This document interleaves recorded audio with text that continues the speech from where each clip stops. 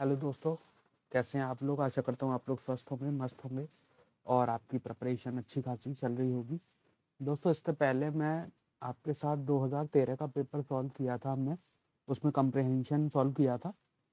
तो उस समय मैंने एक स्लाइड आपके लिए जो है बनवाई थी और मैंने कहा था कि अभी इसकी ज़रूरत नहीं है, हम लोग आगे आने वाले समय में उस पर बात करेंगे।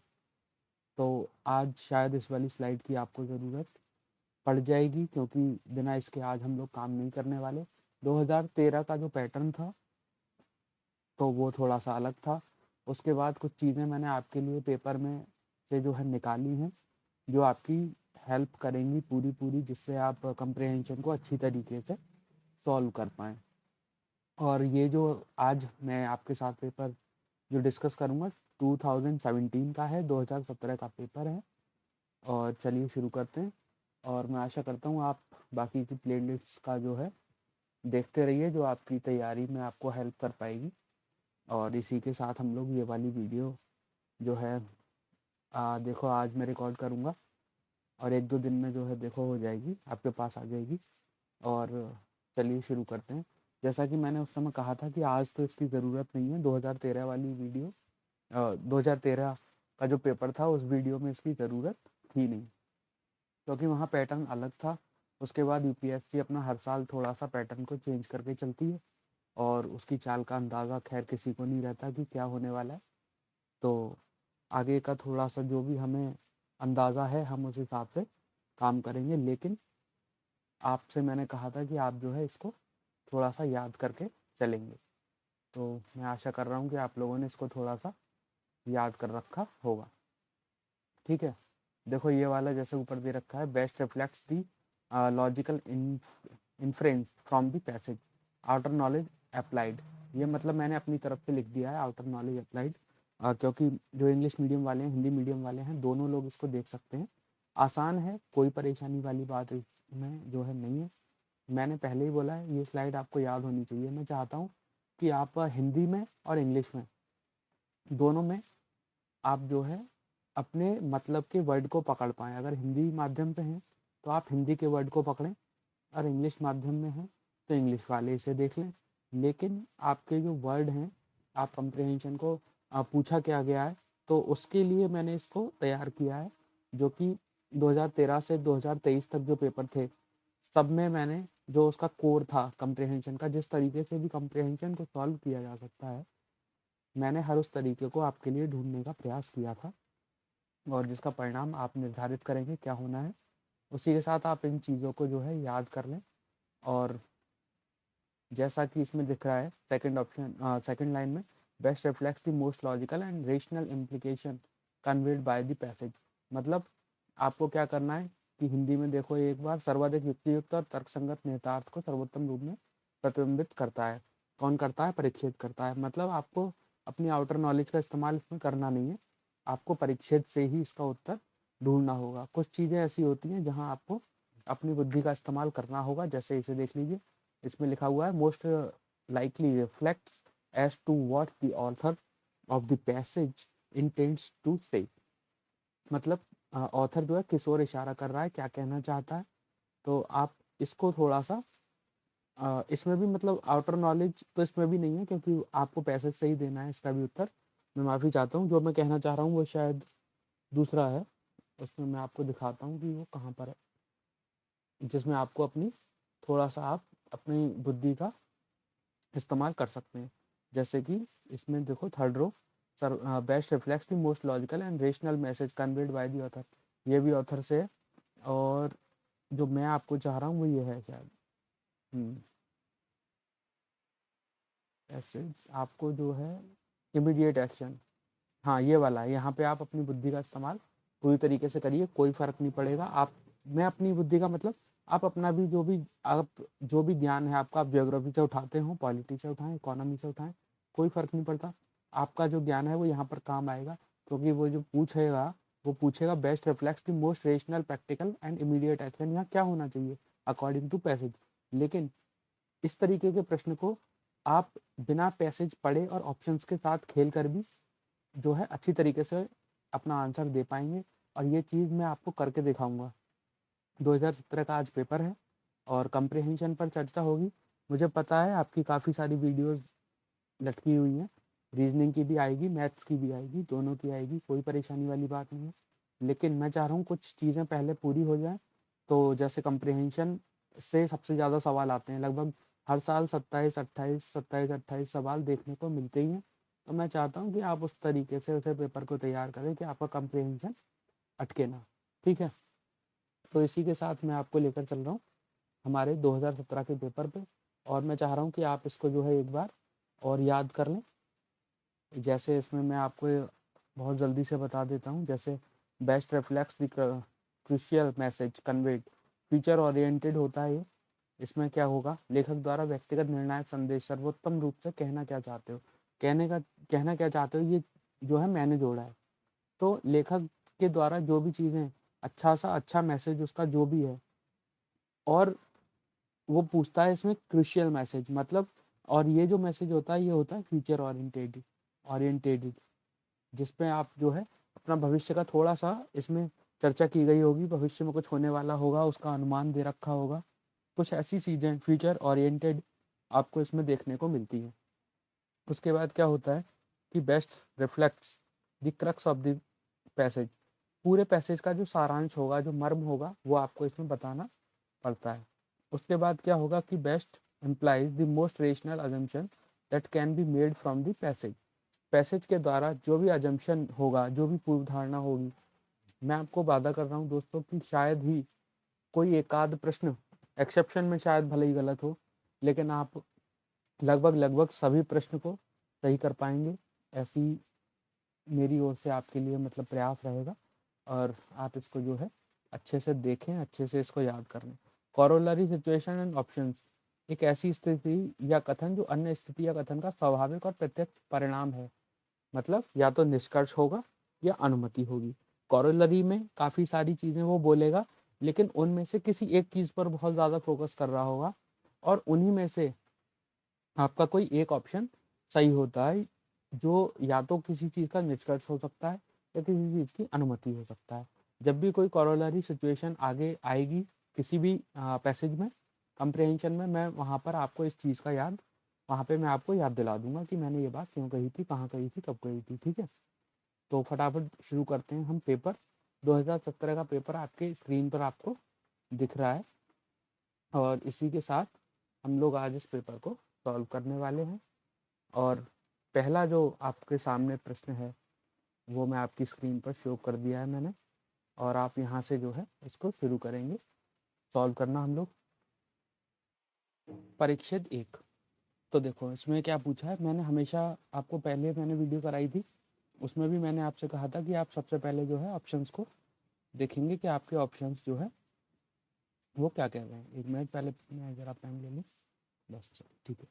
ठीक है, उपयुक्त परिच्छेद का निहितार्थ क्या है, मतलब क्या है कि आपको कंप्रिहेंशन से बाहर नहीं जाना, और मैंने हमेशा कहा है कि आप पहले जो है अपने ऑप्शंस को पढ़ेंगे, उसके बाद हम लोग आगे की बात करेंगे।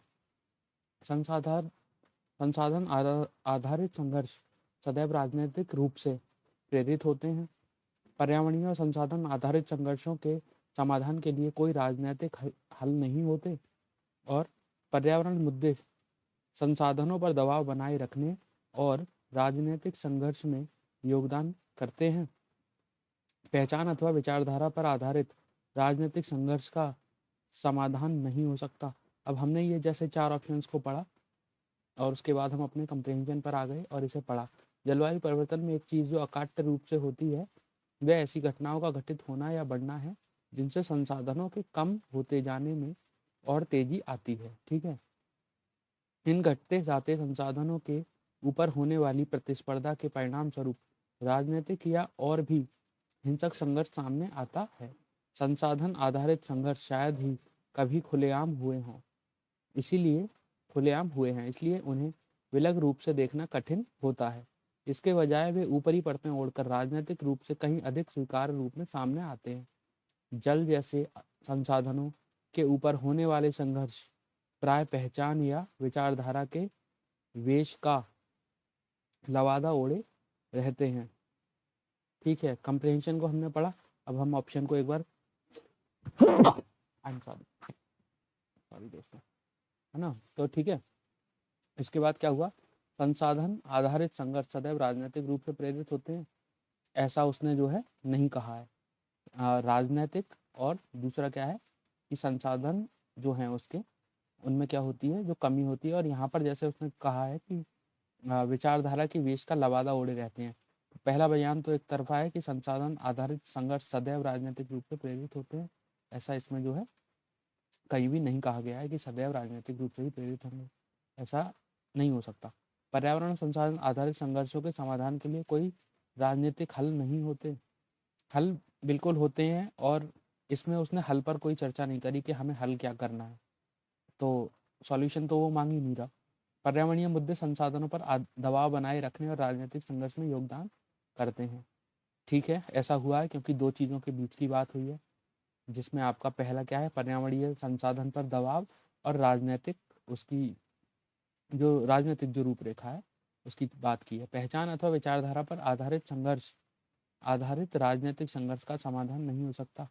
सॉल्यूशन तो वो मांग ही नहीं रहा सर कि आप सॉल्यूशन दीजिए, वो तो ये कह रहा है कि इस आधार पर दो जो चीज़ें हैं, पर्यावरण से संबंधित जो संसाधनों पर जो दबाव है और राजनीतिक व्यवस्था पर क्या प्रभाव पड़ रहा है, दोनों का मिलकर क्या व्यवस्था है जलवायु परिवर्तन पर, तो उसके लिए कहा गया है। तो यहाँ आप देखेंगे कि ऑप्शन सी इसका बिल्कुल सही आंसर होगा। आप ऑप्शन सी के साथ जाएं और ये आपका जो है बिल्कुल सही आंसर होगा। इसी के बाद हम कंप्रिहेंशन 2 को देखेंगे, और यहाँ पर जो है मैंने हमेशा की तरह पहले परिच्छेद पढ़ने की सलाह हमेशा दे पहले ऑप्शंस को देखने की सलाह हमेशा दे रखी है। पहले आप ऑप्शन पढ़िए, ऑप्शन से आपको पता चल जाता है कि मुझे परिच्छेद में किन लाइनों पर अपना ध्यान जमाना है। ठीक है, हमें पहले विवेकपूर्ण परामर्श करना चाहिए, फिर दृढ़ संकल्प करना चाहिए। हमें मित्रों के सुझावों को नकार देना चाहिए और बिना बदले अपनी राय पर कायम रहना चाहिए। हमें विचारों में उदार होना चाहिए। हमें सदैव कृत संकल्प और उपलब्धि उन्मुख होना चाहिए। ठीक है, तो देखते हैं इसका क्या आंसर होना चाहिए। मूल भाव है, आपको परीक्षा से बाहर नहीं जाना, अपनी बुद्धि का इस्तेमाल कहीं नहीं करना, जो करना होगा हमें इसी परीक्षा से करना होगा। जो व्यक्ति निरंतर इस हिचकिचाहट में रहता है कि दो चीज़ों में से किसे पहले करें, वह दोनों में से कोई भी नहीं करेगा। जो व्यक्ति संकल्प करता है लेकिन उसकी काट में किसी मित्र द्वारा दिए गए पहले सुझाव पर ही अपने संकल्प को बदल देता है, जो कभी एक राय कभी दूसरी राय के बीच आगा पीछा करता रहता है और एक योजना से दूसरी योजना तक रुख बदलता रहता है, वह किसी भी चीज़ को कभी पूरा नहीं कर सकता। ज़्यादा से ज़्यादा बस वह ठहरा रहेगा और संभवतः सभी चीज़ों में पीछे हटता रहेगा। जो व्यक्ति पहले विवेकपूर्ण परामर्श करता है, फिर दृढ़ संकल्प करता है और कमजोर मनोवृत्ति को भयभीत करने वाली तुच्छ कठिनाइयों से निर्भीक बने रहकर अटल दृढ़ता से अपने उद्देश्यों को पूरा करता है, केवल वही व्यक्ति किसी भी दिशा में उत्कर्ष की ओर आगे बढ़ सकता है। ठीक है, मूल भाव क्या है, हमें पहले विवेकपूर्ण परामर्श करना चाहिए, फिर दृढ़ संकल्प करना चाहिए। सही लग रहा है क्योंकि ऐसी बात इसमें है, क्योंकि हमें अटल दृढ़ता से अपने उद्देश्य को पूरा करना है, जो कि इसके बिना संभव नहीं हो सकता। उसके बाद देखो, हमें मित्रों के सुझावों को नकार देना चाहिए और बिना बदले अपनी राय पर कायम रहना चाहिए। ऐसा वो नहीं कर रहा, आप सलाह लीजिए, लेकिन पहले वाली बात को ध्यान में रखिए कि आपका जो संकल्प है वो दृढ़ हो और परामर्श विवेकपूर्ण होना चाहिए। हमें विचारों में उदारता की उन्होंने ऐसी कोई बात वहाँ नहीं कही है। हमें सदैव कृत संकल्प और उपलब्धि उन्मुख होना चाहिए। ठीक है, होना चाहिए, लेकिन अगर इसके पीछे अगर परामर्श ना हो और विवेकपूर्ण परामर्श ना हो और दृढ़ संकल्प ना हो, तो ये भी कभी संभव हो नहीं सकेगा। इसीलिए हमें सबसे अच्छा जो ऑप्शन देखना होता है, हालांकि कहीं ना कहीं ये चारों ही ऑप्शन बिल्कुल सही लग रहे हैं कि कुछ भी हो सकता है इनमें से, लेकिन एक हमें जो मेन हमारा एक ऑप्शन अगर हमें चुनना हो तो हमें बेहतर से बेहतर ऑप्शन को चुनना होता है। तो वही हमने किया, आप ऑप्शन ए के साथ जाइए, बिल्कुल सही उत्तर आपको देखने को मिलेगा। उसी के बाद कंप्रिहेंशन 3, उपयुक्त परिच्छेद से निम्नलिखित में से कौन सा सर्वाधिक निर्णायक संदेश व्यक्त होता है। सबसे निर्णायक संदेश आपको देना है, और हमेशा की तरह ऑप्शन को देखेंगे। पहले, जलवायु परिवर्तन के कारण आर्कटिक ग्रीष्म ऋतु अल्पावधि की परंतु बहुत उच्च तापमान वाली हो गई है। उसके बाद ध्रुवीय भालुओं की उत्तरजीविता को सुनिश्चित करने के लिए उन्हें दक्षिणी ध्रुव में स्थानांतरित किया जा सकता है। ध्रुवीय भालुओं के ना होने से आर्कटिक क्षेत्र की खाद्य श्रृंखलाएं लुप्त हो जाएंगी। जलवायु परिवर्तन से ध्रुवीय भालुओं की उत्तरजीविता के लिए संकट उत्पन्न हो गया है। तो हमें इन चारों ऑप्शन में से सबसे अच्छा ऑप्शन निकालना होगा कि क्या हो सकता है। परिच्छेद 3 है, आर्कटिक महासागर में ग्रीष्म ऋतु के दौरान समुद्री बर्फ अपेक्षाकृत अधिक पहले और तेजी से पिघल रही है। मतलब अपने समय से पहले और तेजी से पिघल रही है। शीत ऋतु की बर्फ के बनने में अधिक देरी लग रही है। पिछले 3 दशकों में ग्रीष्म ऋतु की बर्फ का परिमाण लगभग 30% तक घट गया है। ग्रीष्म गलन की उपलब्धि के लंबे हो जाने से संपूर्ण आर्कटिक खाद्यजाल के, जिसमें ध्रुवीय भालू शामिल, शीर्ष पर हैं, छिन्न भिन्न हो जाने का संकट सामने आया है। हमेशा आप देखिए करंट अफेयर्स में मुद्दा हमेशा एक रहता है कि पर्यावरण को बचाने के लिए यूएनडीपी और आपका जो है बहुत सारे जो देश हैं वो सब मिलकर उसमें प्रयास कर रहे होते हैं, और ये मुद्दा हमेशा से रहता है। इकोलॉजी एनवायरनमेंट से हमेशा प्रश्न बनते हैं। तो आप एक चीज़ को देखिएगा कि मुद्दा किस क्षेत्र से आ रहा है। अगर करंट अफेयर्स में बात करें तो मुद्दा आया कहाँ से है ना। तो अगर आप अपना बहुत सटीक निशाना लगाने की कोशिश भी अगर करेंगे, आपको पता चल जाएगा कि यार अगर मैं दो में भी कंफ्यूज हो रहा हूँ तो मेरा कौन सा सही होना चाहिए। चलिए देखते हैं यहाँ पे। जलवायु परिवर्तन के कारण आर्कटिक ग्रीष्म ऋतु अल्पावधि की परंतु उच्च तापमान वाली हो गई है। ये निर्णायक संदेश है, ठीक है, लेकिन सर्वाधिक है या नहीं ये देखेंगे। ध्रुवीय भालू की उत्तरजीविता को सुनिश्चित करने के लिए उन्हें दक्षिणी ध्रुव में स्थानांतरित किया जा सकता है। उसने ऐसा कुछ नहीं बोला। ध्रुवीय भालुओं के ना होने से आर्कटिक क्षेत्र की खाद्य श्रृंखलाएं लुप्त हो जाएंगी। हाँ, ऐसा भी हो सकता है। जलवायु परिवर्तन से ध्रुवीय भालुओं की उत्तरजीविता के लिए संकट उत्पन्न हो गया है। तो हाँ, ये बात है। उन्हें स्थानांतरण करने की जो उनकी बात है वो बिल्कुल सही है, लेकिन आपका इसको जो है देखना है अभी कि वो जो है इसकी बात नहीं कर रहा। उसने अपनी परेशानी तो बता दी कि इस तरीके से ये बात है ना, लेकिन उसने जो मेन जो चीज़ है वो उसने अभी तक उसने नहीं बताई। वो आपको देखने को मिल रही है ऑप्शन डी में। ध्रुवीय भालुओं की उत्तरजीविता के लिए संकट उत्पन्न हो गया है, क्योंकि अगर मान लीजिए उन्होंने ट्रांसफर भी किया तो क्या सारे हो जाएंगे, और क्या पहले इसके बाद कभी ऐसी स्थिति उत्पन्न नहीं होगी। तो उसके लिए जो है ये आपका ऑप्शन डी बिल्कुल सही होगा, और सी भी इसमें जो है नहीं है सही, क्योंकि ध्रुवीय भालुओं के ना होने से आर्कटिक क्षेत्र की खाद्य श्रृंखलाएं लुप्त हो जाएंगी। क्या सारी खाद्य श्रृंखलाएं क्या ध्रुवीय भालू से ही पूरी हो रही हैं? तो हमें काफ़ी सारी चीज़ों को एनालाइज करना होगा, उसके बाद हम सही उत्तर तक पहुंचेंगे। ऑप्शन डी बिल्कुल सही है और इसके साथ आप जा सकते हैं। इसी के साथ आगे देखेंगे कि आगे और क्या क्या दे रखा है। इसमें आप देखेंगे तो कंप्रहेंशन नंबर 4 है। हमेशा के लिए मैंने जो सुझाव आपको दे रखा है, ऑप्शंस पर नज़र डालेंगे और डालेंगे नज़र की आपको पहचानना क्या है। सर्वाधिक निर्णायक संदेश आपको क्या इसमें पता करना है। शुद्धता और प्रदूषण के विचार इतने गहरे समाये हैं कि उन्हें लोगों के दिमाग से हटाया नहीं जा सकता। लोगों को समझना होगा कि शौचालय का उपयोग और गड्ढों को खाली किया जाना शुद्धता की बात है, ना कि अशुद्धता की। लोग अपनी पुरानी आदतों को बदल नहीं सकते। लोगों में ना तो नागरिक बोध है और ना ही एकांतता प्राइवेसी का बोध है। ये हम लोगों ने यहाँ पढ़ा। अब हम कंप्रहेंशन में इसका उत्तर ढूंढने का प्रयास करेंगे कि इसमें क्या है। लोग खुले में शौच जाना पसंद करते हैं और शौचालय रखना नहीं चाहते। उनके पास शौचालय है तो वो उनका प्रयोग नहीं करते हैं। हाल के अनुसंधान से दो खास बातें सामने आई हैं। कौन सी हैं वो दो बातें? शुद्धता और प्रदूषण के विचार और ना चाहना कि गड्ढे या सेप्टिक टैंक भरे क्योंकि उन्हें खाली करना होता है। ये वे मुद्दे हैं जिन पर कोई बात नहीं करना चाहता, लेकिन हम खुले में शौच की प्रथा का उन्मूलन करना चाहते हैं। तो इन्हीं मुद्दों का सामना करना होगा और इनसे समुचित तरीके से निपटना होगा। तो सर्वाधिक निर्णायक संदेश क्या होना चाहिए, चलिए देखेंगे। शुद्धता और प्रदूषण के विचार इतने गहरे हैं कि उन्हें लोगों के दिमाग से हटाया नहीं जा सकता। जागरूकता की आवश्यकता होती है किसी भी बुराई को या किसी भी गंदे विचार को हटाने के लिए। तो ऐसा नहीं है कि नहीं हटाया जा सकता, उसके लिए प्रयास करना होगा। ऑप्शन बी, लोगों को समझना होगा कि शौचालय का उपयोग और गड्ढे का खाली किया जाना शुद्धता की बात है, ना कि अशुद्धता की। लोगों के मन में अभी ये है कि भाई गड्ढों को खाली किया जाना और उनके बारे में लोग बात नहीं करना चाहते, क्योंकि वो ऐसा मान रहे हैं कि ये अशुद्धता की बातें हैं, और जबकि ऑप्शन कह रहा है कि ये शुद्धता की बात है, ना कि अशुद्धता की। ऑप्शन सी, लोग अपनी पुरानी आदतों को बदल नहीं सकते। बिल्कुल बदल सकते हैं। अगर डंडा चल जाए तो बिल्कुल कोई भी आदत बदली जा सकती है। ऐसा, हालांकि मैं एक अलग तरीके से मैं बोल रहा हूँ, लेकिन आप अकॉर्डिंग टू पैसेज देखेंगे तो ऐसा नहीं है कि आदत नहीं बदली जा सकती। बिल्कुल बदली जा सकती है। ऑप्शन डी देखेंगे, लोगों में ना तो नागरिक बोध है और ना ही एकांतता प्राइवेसी का। बिल्कुल ऐसी बात नहीं है। प्राइवेसी का बोध अच्छी तरह लोगों में होता है। आपको देखा होगा कि सूर्य उदय से पहले लोग जाते थे।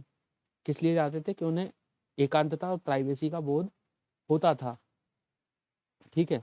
एक अपना भी थोड़ा सा नॉलेज अगर आप लगाएंगे ना, तब भी आप कोशिश अगर थोड़ी सी भी करें, एक्स्ट्रा एफर्ट्स आप डालेंगे, तो आप आराम से उसको जो है कर सकते हैं। तो इसी के साथ ऑप्शन बी के साथ जाइए, बिल्कुल सही उत्तर है। लोगों को समझना होगा कि शौचालय का उपयोग और गड्ढे का खाली किया जाना एक शुद्धता की बात है, ना कि अशुद्धता की। बाकी ऑप्शन डी, प्राइवेसी का बोध होना, पैसेज में बहुत नहीं कहा गया इसके बारे में, लेकिन होता है। ऐसा नहीं है कि लोगों को अपनी नागरिक बोध है और ना प्राइवेसी का बोध मतलब नहीं है, ऐसा नहीं होता। ऑप्शन बी इसका सही आंसर होगा। इसी के साथ हम कॉम्प्रिहेंशन 5 देखेंगे। इसमें क्या दे रखा है? सर्वाधिक निर्णायक संदेश, इन्फ्लुएंस आपको ढूंढना है। प्राकृतिक संपदा के विकास पर अधिक बल दिया जाना चाहिए। केवल जीडीपी संचालित समृद्धि ना तो वांछनीय है, ना ही धारणीय। विश्व के देशों का आर्थिक निष्पादन संतोषजनक नहीं है। वर्तमान परिस्थितियों में विश्व को और अधिक मानव पूंजी की आवश्यकता है। कॉम्प्रिहेंशन देखेंगे, उसके बाद बात करेंगे कि लेखक कहना क्या चाहता है, ऑथर ने क्या कहा। पिछले 2 दशकों में विश्व के सकल घरेलू उत्पाद में 50% की वृद्धि हुई, जबकि समावेशी संपदा मात्र 6% बढ़ी। दोनों के बीच में बहुत बड़ा अंतर है। हालांकि ये जीडीपी है और ये जो है समावेशी संपदा है। हाल के दशकों में जीडीपी संचालित आर्थिक समृद्धि ने निष्पादन ने मानव पूंजी जैसी समावेशी संपदा को और जंगल, जमीन एवं जल जैसी प्राकृतिक संपदा को केवल क्षति ही पहुंचाई है। पिछले 2 दशकों में विश्व की मानव पूंजी जो कुल समावेशी संपदा का 57% है, केवल 8% ही बढ़ी है, जबकि प्राकृतिक संपदा में जो कुल समावेशी का 23% है, विश्व स्तर पर उसमें 33% की गिरावट आई है। क्या समझे? इन शॉर्ट में मैं आपको बता दे रहा हूँ। देखो, यहाँ पे जीडीपी जो था वो 50% था, लेकिन जो समावेशी विकास जो होता है किसी भी समाज का या किसी भी देश का, वो केवल 6% बढ़ा है। उसके बाद क्या हुआ? उसके बाद यहाँ पे 57% जो संपदा थी, कौन सी वाली? समावेशी 57% है, और अब क्या हुआ? केवल 8% ही बढ़ी। 57 कभी थी, अभी 8 ही बढ़ पाई। कितनी कम बढ़ी है, आप ये सोचो। और 23% जो है, जबकि प्राकृतिक संपदा में जो कुल समावेशी संपदा का है वो कितना है? 23% है, और विश्व स्तर पर 30% की गिरावट आई है। ठीक है, एक डाटा इसने दिया। अब इसमें देखेंगे कि हुआ क्या है। प्राकृतिक संपदा के विकास पर और अधिक बल दिया जाना चाहिए, बिल्कुल दिया जाना चाहिए। बाकी के ऑप्शन देखेंगे। केवल जीडीपी संचालित समृद्धि ना तो वांछनीय है, ना ही धारणीय। ये समावेशी विकास के लिए बिल्कुल सही ऑप्शन है, क्योंकि उसने कहा कि हम केवल पैसा कमाएं और हमें उसे खर्च करने का, उसे संभालने का सलीका अगर नहीं आता, हम मतलब अगर समावेशी विकास पर अगर कुछ नहीं खर्च कर पा रहे, या समावेशी विकास की जो वृद्धि दर है वार्षिक है, या किसी भी देश की है वार्षिक है, या कैसी भी है, तो क्या हम उसकी प्रतिशतता को बढ़ा पाए? उसके लिए ये ऑप्शन बिल्कुल सही है। विश्व के देशों का आर्थिक निष्पादन, उसने निष्पादन की कोई बात नहीं करी। उसने कोई प्रोडक्ट ऐसा नहीं दिया जिसका कि हमें संतोषजनक निष्पादन तय करना है, बिल्कुल ऐसा नहीं है। वर्तमान परिस्थितियों में विश्व को और अधिक मानव पूंजी की आवश्यकता है। हाँ, मानव पूंजी की आवश्यकता है, लेकिन उसे संभालना आना चाहिए। समावेशी विकास उससे नहीं हो जाता। वो खुद कह रहा है कि जीडीपी संचालित समृद्धि तो है, लेकिन समावेशी विकास जो है हर बार बहुत कम हो रहा है। 57 से 8% हो रहा है। 23% जहाँ है वहाँ विश्व स्तर पर 30% की गिरावट आ रही है। तो इस तरीके से आप इसे समझने की कोशिश करेंगे। ऑप्शन बी के साथ जाइए, बिल्कुल सही आंसर आपको देखने को मिलेगा। इसी के साथ कॉम्प्रिहेंशन नंबर 6 के साथ यहाँ आ जाइए और 6 को देखेंगे। इन्फ्रेंस निकालना है। इन्फ्रेंस का सीधा अर्थ है कि सर्वाधिक तार्किक निष्कर्ष क्या होना चाहिए। अकॉर्डिंग टू पैसेज जाइए, थोड़ा सा दिमाग अपना भी लगाइए, आप आराम से इसका पता लगा सकते हैं। भारत को अपनी जनसंख्या वृद्धि पर अवश्य ही नियंत्रण करना चाहिए ताकि इसकी बेरोजगारी दर कम हो सके। उसके बाद भारत के विशाल श्रम बल का उत्पादक रूप से इष्टतम उपयोग करने के लिए भारत में श्रम सुधारों की आवश्यकता है। भारत अतिशीघ्र 2 अंकों का विकास प्राप्त करने की ओर अग्रसर है। भारत अन्य देशों को कौशल प्राप्त युवाओं की पूर्ति करने में सक्षम है। तो क्या हमने जो ये ऑप्शन देखे, क्या ये ऑप्शन हमें इनमें से कौन सा सही है? पहले हम अपना अपना कंप्रेहेंशन देखेंगे। आप लोग अगर चाहें, आपके पास अगर प्रिंटेड पेपर है 2017 का, आप उसे खोल लीजिए। स्क्रीनशॉट लेने में थोड़ी सी मुश्किल आएगी, उसके लिए आप हमारा टेलीग्राम चैनल ज्वाइन कर लीजिए या फिर आप हमारा व्हाट्सएप ग्रुप ज्वाइन कर लीजिए, जिसकी लिंक आपको डिस्क्रिप्शन में जो है देखने को मिल जाएगी और आप उसे आराम से ज्वाइन कर सकते हैं और हमारी जो है PDF आपको वहाँ पर उपलब्ध हो जाएगी। आप चाहें प्रिंट कराइए, आप चाहें अपनी PDF को उससे जो है मिलान कर सकते हैं। इसके बाद क्या है, ऑप्शन आपका जो है कॉम्प्रिहेंशन नंबर 6। चलिए देखते हैं कि ये क्या कह रहा है। इसके ऑप्शन हम देख चुके हैं। 2020 तक वैश्विक अर्थव्यवस्था में 5.6 करोड़ मतलब 56 मिलियन युवाओं को कमी होने की आशंका है। भारत में 4.7 करोड़ 47 मिलियन अधिशेष युवाओं से इस कमी को पूरा कर सकते हैं। भारत में 2 अंकों की विकास निर्मुक्त करने के एक मार्ग के रूप में श्रम सुधारों को इसी संदर्भ में प्राय उद्धृत किया जाता है। 2014 में भारत का श्रम बल जनसंख्या का लगभग 40% होने का आकलन था, लेकिन इस बल का 93% असंगठित क्षेत्र में था। विगत पूरे दशक में रोजगार की चक्रवृद्धि वार्षिक समृद्धि दर compound annual growth rate CAGR 0.5 तक मंद हो चुकी थी। यहाँ पिछले वर्ष के दौरान लगभग 1.4 करोड़ 14 मिलियन नौकरियां सृजित हुई। और क्या हुआ, जबकि जो श्रम बल है उसमें 1.5 करोड़ की वृद्धि हुई है, 15 मिलियन जिसे कहेंगे। अच्छा, अब हम अपने ऑप्शंस को देखेंगे। तो इसमें से सबसे अच्छा ऑप्शन हमारा क्या हो सकता है? भारत को अपनी जनसंख्या वृद्धि दर अवश्य ही नियंत्रित करनी चाहिए ताकि इसकी बेरोजगारी दर कम हो सके। नहीं, ऐसा बिल्कुल नहीं है। और भारत के विशाल श्रम बल का उत्पादन रूप से इष्टतम उपयोग करने के लिए भारत में श्रम सुधारों की आवश्यकता है। ये आपका जो है बिल्कुल सही उत्तर होगा। भारत, उसने ऊपर ही बात करी कि भारत को का जो श्रम बल है उसके उत्पादन को जो है संभालना होगा, श्रम सुधारों की आवश्यकता है। भारत अतिशीघ्र 2 अंकों का विकास प्राप्त करने की ओर अग्रसर है। ऑप्शन बिल्कुल सही है, लेकिन हमें चाहिए सर्वाधिक तार्किक निष्कर्ष, जो कि बी है। अन्य देश को कौशल प्राप्त युवाओं की पूर्ति करने में सक्षम है, जो कि संभव नहीं है। क्योंकि क्या हुआ है, देखो सीधी सीधी बात उसने कही, भाई वैश्विक अर्थव्यवस्था में 5.6 करोड़ मिलियन मतलब 56 मिलियन चाहिए, भारत के पास है 4.7 करोड़ 43 मिलियन। क्या इससे हम विश्व की आवश्यकता को पूरा कर पाएंगे? ऐसा बिल्कुल संभव नहीं है।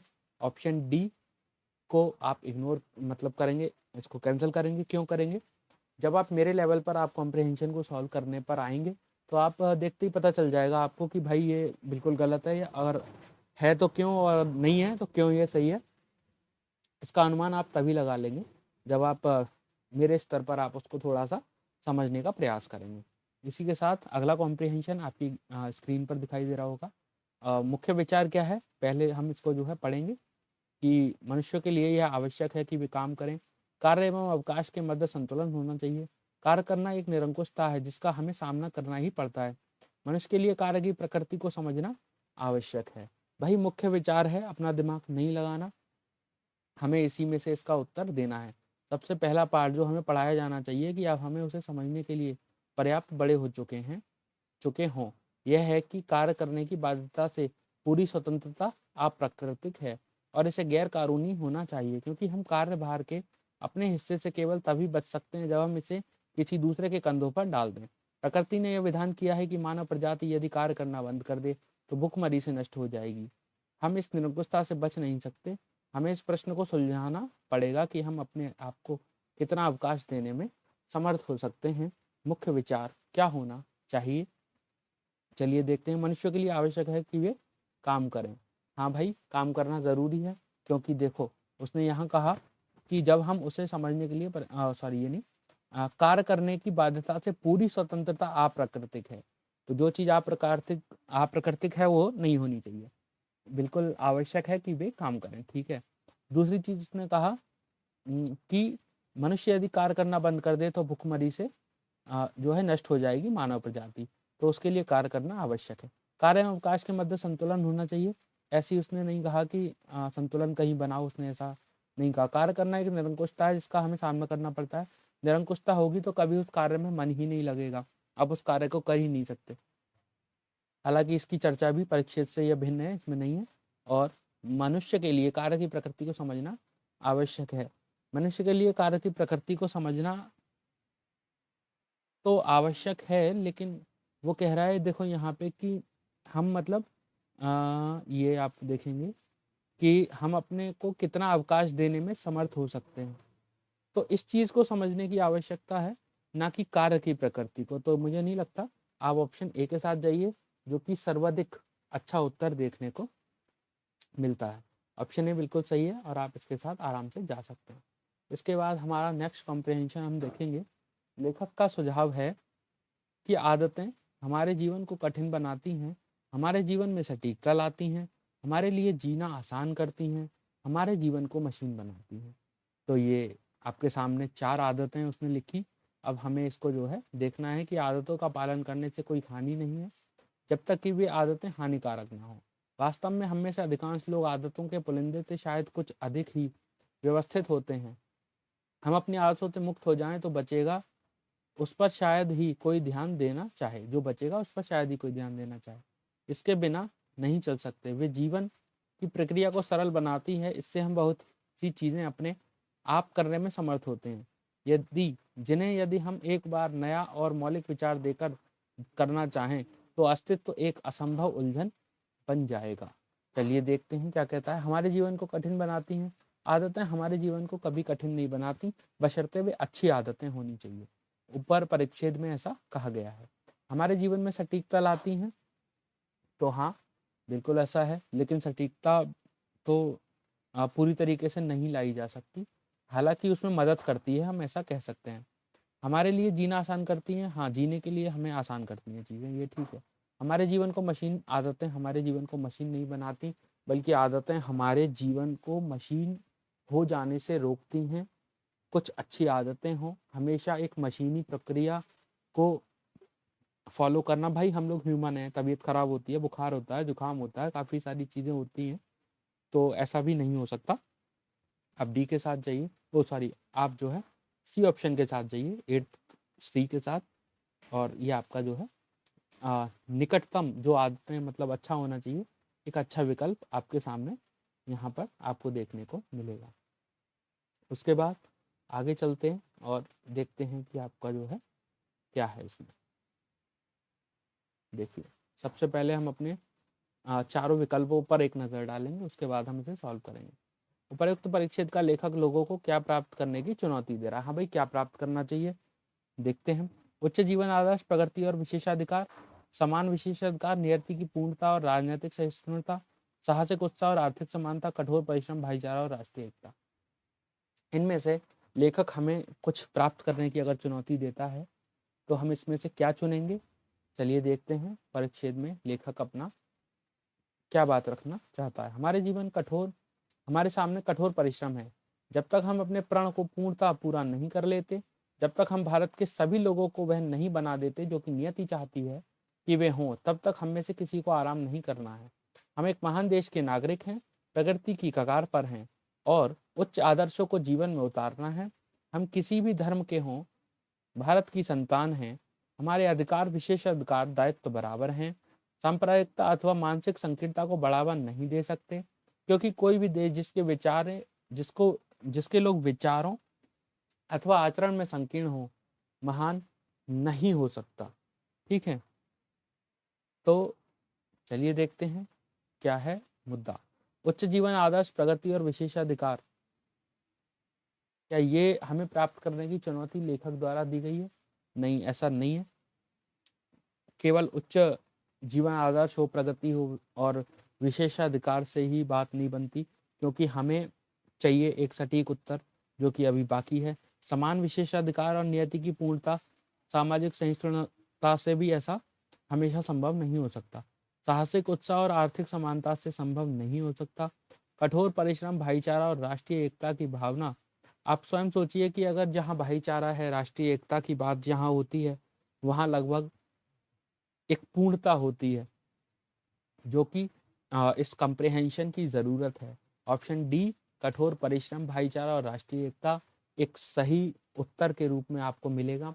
आप ऑप्शन डी के साथ जाइए, जो कि एक अच्छा उत्तर है।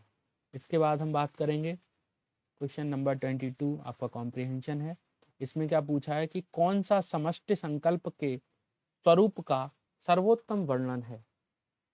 पहले ऑप्शंस के साथ, उसके बाद कॉम्प्रिहेंशन। व्यक्तियों की व्यक्तिगत इच्छाओं का कुल योग, जो कि कभी संभव नहीं हो सकता। हालांकि मैंने आपसे कहा था कि मैं ऑप्शंस को बिना कॉम्प्रिहेंशन को पढ़े, जो कॉरोलरी सिस्टम जो मैंने बताया था कि जो फ्यूचर ओरिएंटेड होता है, जिसमें आप अपनी बुद्धि का इस्तेमाल कर सकते हैं, उसी क्षमता के साथ मैंने इस ऑप्शन को यहाँ पर कैंसिल कर दिया है। व्यक्तियों के निर्वाचित प्रतिनिधियों द्वारा जो स्पष्ट कहा गया है, ऐसा कभी संभव नहीं हो सकता। क्यों नहीं हो सकता? कोई भी प्रतिनिधि चुना जाता है, दो तरीके से उस पर वोट पड़ते हैं, ये भी एक तरीके से सही उत्तर नहीं होना चाहिए। ऑप्शन सी देखेंगे, सामूहिक कल्याण जो व्यक्तियों की व्यक्तिगत इच्छाओं से भिन्न है, ये जो है आपका एक अच्छा उत्तर हो सकता है। लेकिन अभी हमें और देखना है कि समुदाय के वस्तुपरक मेटेरियल हित क्या हो सकते हैं। तो समुदाय के वस्तुपरक मेटेरियल हित, सामूहिक कल्याण जो व्यक्तियों की व्यक्तिगत इच्छाओं से भिन्न हो, ये आपका जो है इस डी ऑप्शन से ज्यादा अच्छा विकल्प है। आप ऑप्शन सी के साथ जाइए, जो कि एक अच्छा उत्तर है। सामूहिक कल्याण जो व्यक्तियों की व्यक्तिगत इच्छाओं से भिन्न है, मतलब हम जो चाहते हैं वही हमेशा चीजें सही नहीं होती। एक सामूहिक कल्याण की भावना जो हो, भले ही 10 में से 2 लोगों को कुछ चीजें अच्छी नहीं लगती, उनकी व्यक्तिगत इच्छाओं से भिन्न जब हमें जाना है, तो जो सामूहिक कल्याण है वो 8 लोगों के वोट में है, ना कि उन 2 लोगों के वोट में। आप ऑप्शन सी के साथ जाइए, 22 का जो है बिल्कुल सही उत्तर आपको देखने को मिलेगा। उसके बाद आगे चलते हैं, और क्या है, लोकतांत्रिक राज्य में जहां लोग में उच्च कोटि की राजनीतिक परिपक्वता होती है, सर्वसत्ताधारी विधि निर्माता निकाय के संकल्प और जनता के संगठित संकल्प में विरले ही संघर्ष होते हैं। अब आप मुझसे कह सकते हैं, आप सर हमेशा हमसे बार बार कह रहे हैं कि ऑप्शंस को पढ़िए। तो दोस्तों, यहाँ मैंने कंप्रिहेंशन को पहले पढ़ा, क्यों पढ़ा? बहुत ही छोटा कंप्रिहेंशन है, और आप देखिए कि चारों विकल्पों को जब आप मिलाएंगे तो कंप्रिहेंशन से बड़े विकल्प एक मिलके जो कंप्रिहेंशन बना देंगे, उसमें शब्दों की संख्या अधिक होगी, और मैं चाहता हूँ कि आपको अधिक शब्दों का सामना ना करना पड़े, इसीलिए मैंने पहले कंप्रिहेंशन को पढ़ा। और मैं आपसे कहूँगा कि जब भी आप सॉल्व करने बैठें, कंप्रिहेंशन छोटा आया है, फटाफट उस पर नजर डाल लें। लोकतंत्र में संप्रभुता के वास्तविक पालन में बल प्रमुख तत्व होता है। बल से कभी ऐसा कुछ नहीं होता। जो बात प्यार से या प्रेम से हो, वो बल से संभव नहीं होती। परिपक्व लोकतंत्र में संप्रभुता के वास्तविक पालन में बल एक बड़ी सीमा तक प्रमुख तत्व होता है। हाँ, ऐसा बिल्कुल हो सकता है, लेकिन अभी हम इसे ऑप्शन में रखेंगे। परिपक्व लोकतंत्र में समता के वास्तविक पालन में बल का प्रयोग अप्रासंगिक है। नहीं, ऐसा भी नहीं है।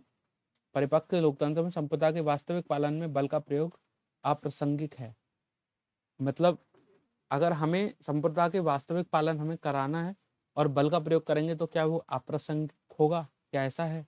ऑप्शन डी, परिपक्व लोकतंत्र में संप्रभुता के वास्तविक पालन में बल घटकर एक उपांतिक तत्व, मार्जिनल फिनोमिनन रह जाता है। ये आपका ऑप्शन बिल्कुल सही है, निहितार्थ बिल्कुल सही है, क्योंकि जब राजनीतिक रूप से और सर्वसत्ताधारी लोग और विधि निर्माता, जब पढ़े लिखे लोगों का एक समाज जब तैयार होता है, तो वहाँ कॉन्फ्लिक्ट नहीं होता, वहाँ मार्जिनल फिनोमिनल रह जाता है, वहाँ उपांतिक तथ्य रह जाते हैं, क्योंकि वहाँ फिर लड़ाई नहीं होती, वहाँ बात होती है, लोग अपनी बात को रखते हैं। तो जब एक सर्वसत्ताधारी विधि निर्माता निकाय अगर है, जनता के संगठित संकल्प हैं, उच्च कोटि की राजनीतिक परिपक्वता है, तो वहाँ पर जो है आपको मार्जिनल फिनोमिनन देखने को मिलता है। ऑप्शन डी के साथ जाइए, कोई इसमें कंफ्यूजन नहीं है, आपका जो ऑप्शन डी है बिल्कुल सही आपको देखने को मिलेगा। उसके बाद आगे चर्चा करेंगे, देखते हैं इसमें क्या है। यह परिच्छेद किससे संबंधित है? मतदान का दायित्व, अधिकार, मतदान की स्वतंत्रता, राजनीति में भागीदारी का अधिकार। फटाफट आइए। सकल लोकतंत्र राजनीति में व्यापक रुचि एवं भागीदारी पर निर्भर करता है, जिसमें मतदान आवश्यक अंग है। जानबूझकर इस प्रकार की रुचि न दिखाना रखना और मतदान न करना एक प्रकार की अनंत निर्हित अराजकता है। यह स्वतंत्र राजनीतिक समाज के लाभों का उपयोग करते हुए अपने राजनीतिक दायित्व से मुख मोड़ना है। तो बताइए परिच्छेद किससे संबंधित है? मतदान का दायित्व आना चाहिए। हाँ बिल्कुल है, आपका दायित्व है कि आप जिस दिन आपके क्षेत्र में मतदान हो उस दिन आप मतदान देने जाएं, मतदान करने जाएं। मतदान का अधिकार सबको नहीं होता, परिच्छेद में भी ऐसा कुछ नहीं। मतदान की स्वतंत्रता भी ऐसा बिल्कुल नहीं है। बिना आप वोटर कार्ड के या किसी भी चीज़ के जो जिसके लिए वोटर आईडी कार्ड में जो भी चीज़ें उसके जगह पर ज़रूरत है आपको देनी ही होंगी, उसके बिना ये संभव नहीं है। और फिर उसने कहा है राजनीति में भागीदारी का अधिकार, ऐसा बिल्कुल नहीं है, क्योंकि आप लोग देखते हैं कि जब भी मतदान होते हैं तो कुछ लोग उस दिन को छुट्टी मान लेते हैं और नहीं जाते, तो अधिकार भी आपका नहीं है। हालांकि आपका दायित्व है कि आपको वोट देना ही चाहिए, लेकिन कुछ लोग उसका ऐसा नहीं है, कुछ लोग जेल में, उन्हें भी अधिकार है भाई, उनकी छुट्टी कराओ, वोट डलवाओ, ऐसी अधिकार वाली ऐसी कोई बात उसमें नहीं होती। मतदान की स्वतंत्रता तो है, आप घर पे पड़े हैं, कोई आपको लेकर नहीं जा रहा, लेकिन भाई आपका दायित्व है तो आप उसको जो है आपको पूरा करना चाहिए, अपने दायित्वों का निर्वाह आपको करना चाहिए, जिससे एक देश में एक मजबूत लोकतंत्र के साथ एक अच्छी सरकार बन सके। और उसके साथ हम देखेंगे अपना अगला कॉम्प्रिहेंशन, इसमें क्या कहा गया है। परिच्छेद में यह सुझाया गया है, क्या सुझाया गया है, क्या प्रतीत होता है, बताइए। नेता अपनी भावी स्थिति का पूर्वानुमान कर लेता है। नेता सिर्फ किसी स्वतंत्र निकाय के द्वारा ही चुना जाता है। नेता भी किसी भी नेता को इस बात पर ध्यान रखना चाहिए कि उसका देश निराशा से मुक्त रहे।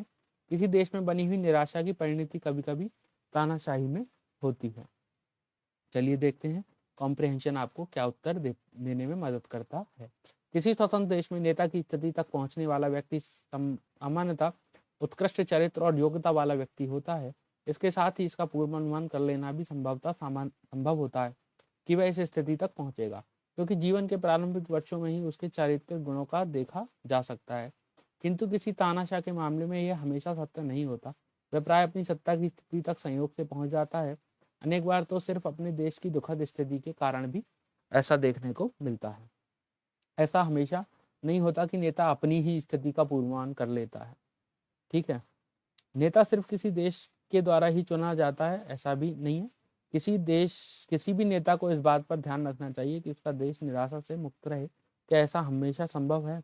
ऑप्शन डी शेष है कि कभी कभी ऐसा होता है कि किसी देश में बड़ी निराशा की परिणति कभी कभी तानाशाही में होती है। आप ऑप्शन डी के साथ जाइए, बिल्कुल सही उत्तर आपको देखने को मिलता है। और हमारे जो कॉम्प्रिहेंशन के स्टेटमेंट्स हैं, जो हमारा कॉम्प्रिहेंशन है, उससे ये स्टेटमेंट जो है पूरी तरीके से मैच करता है।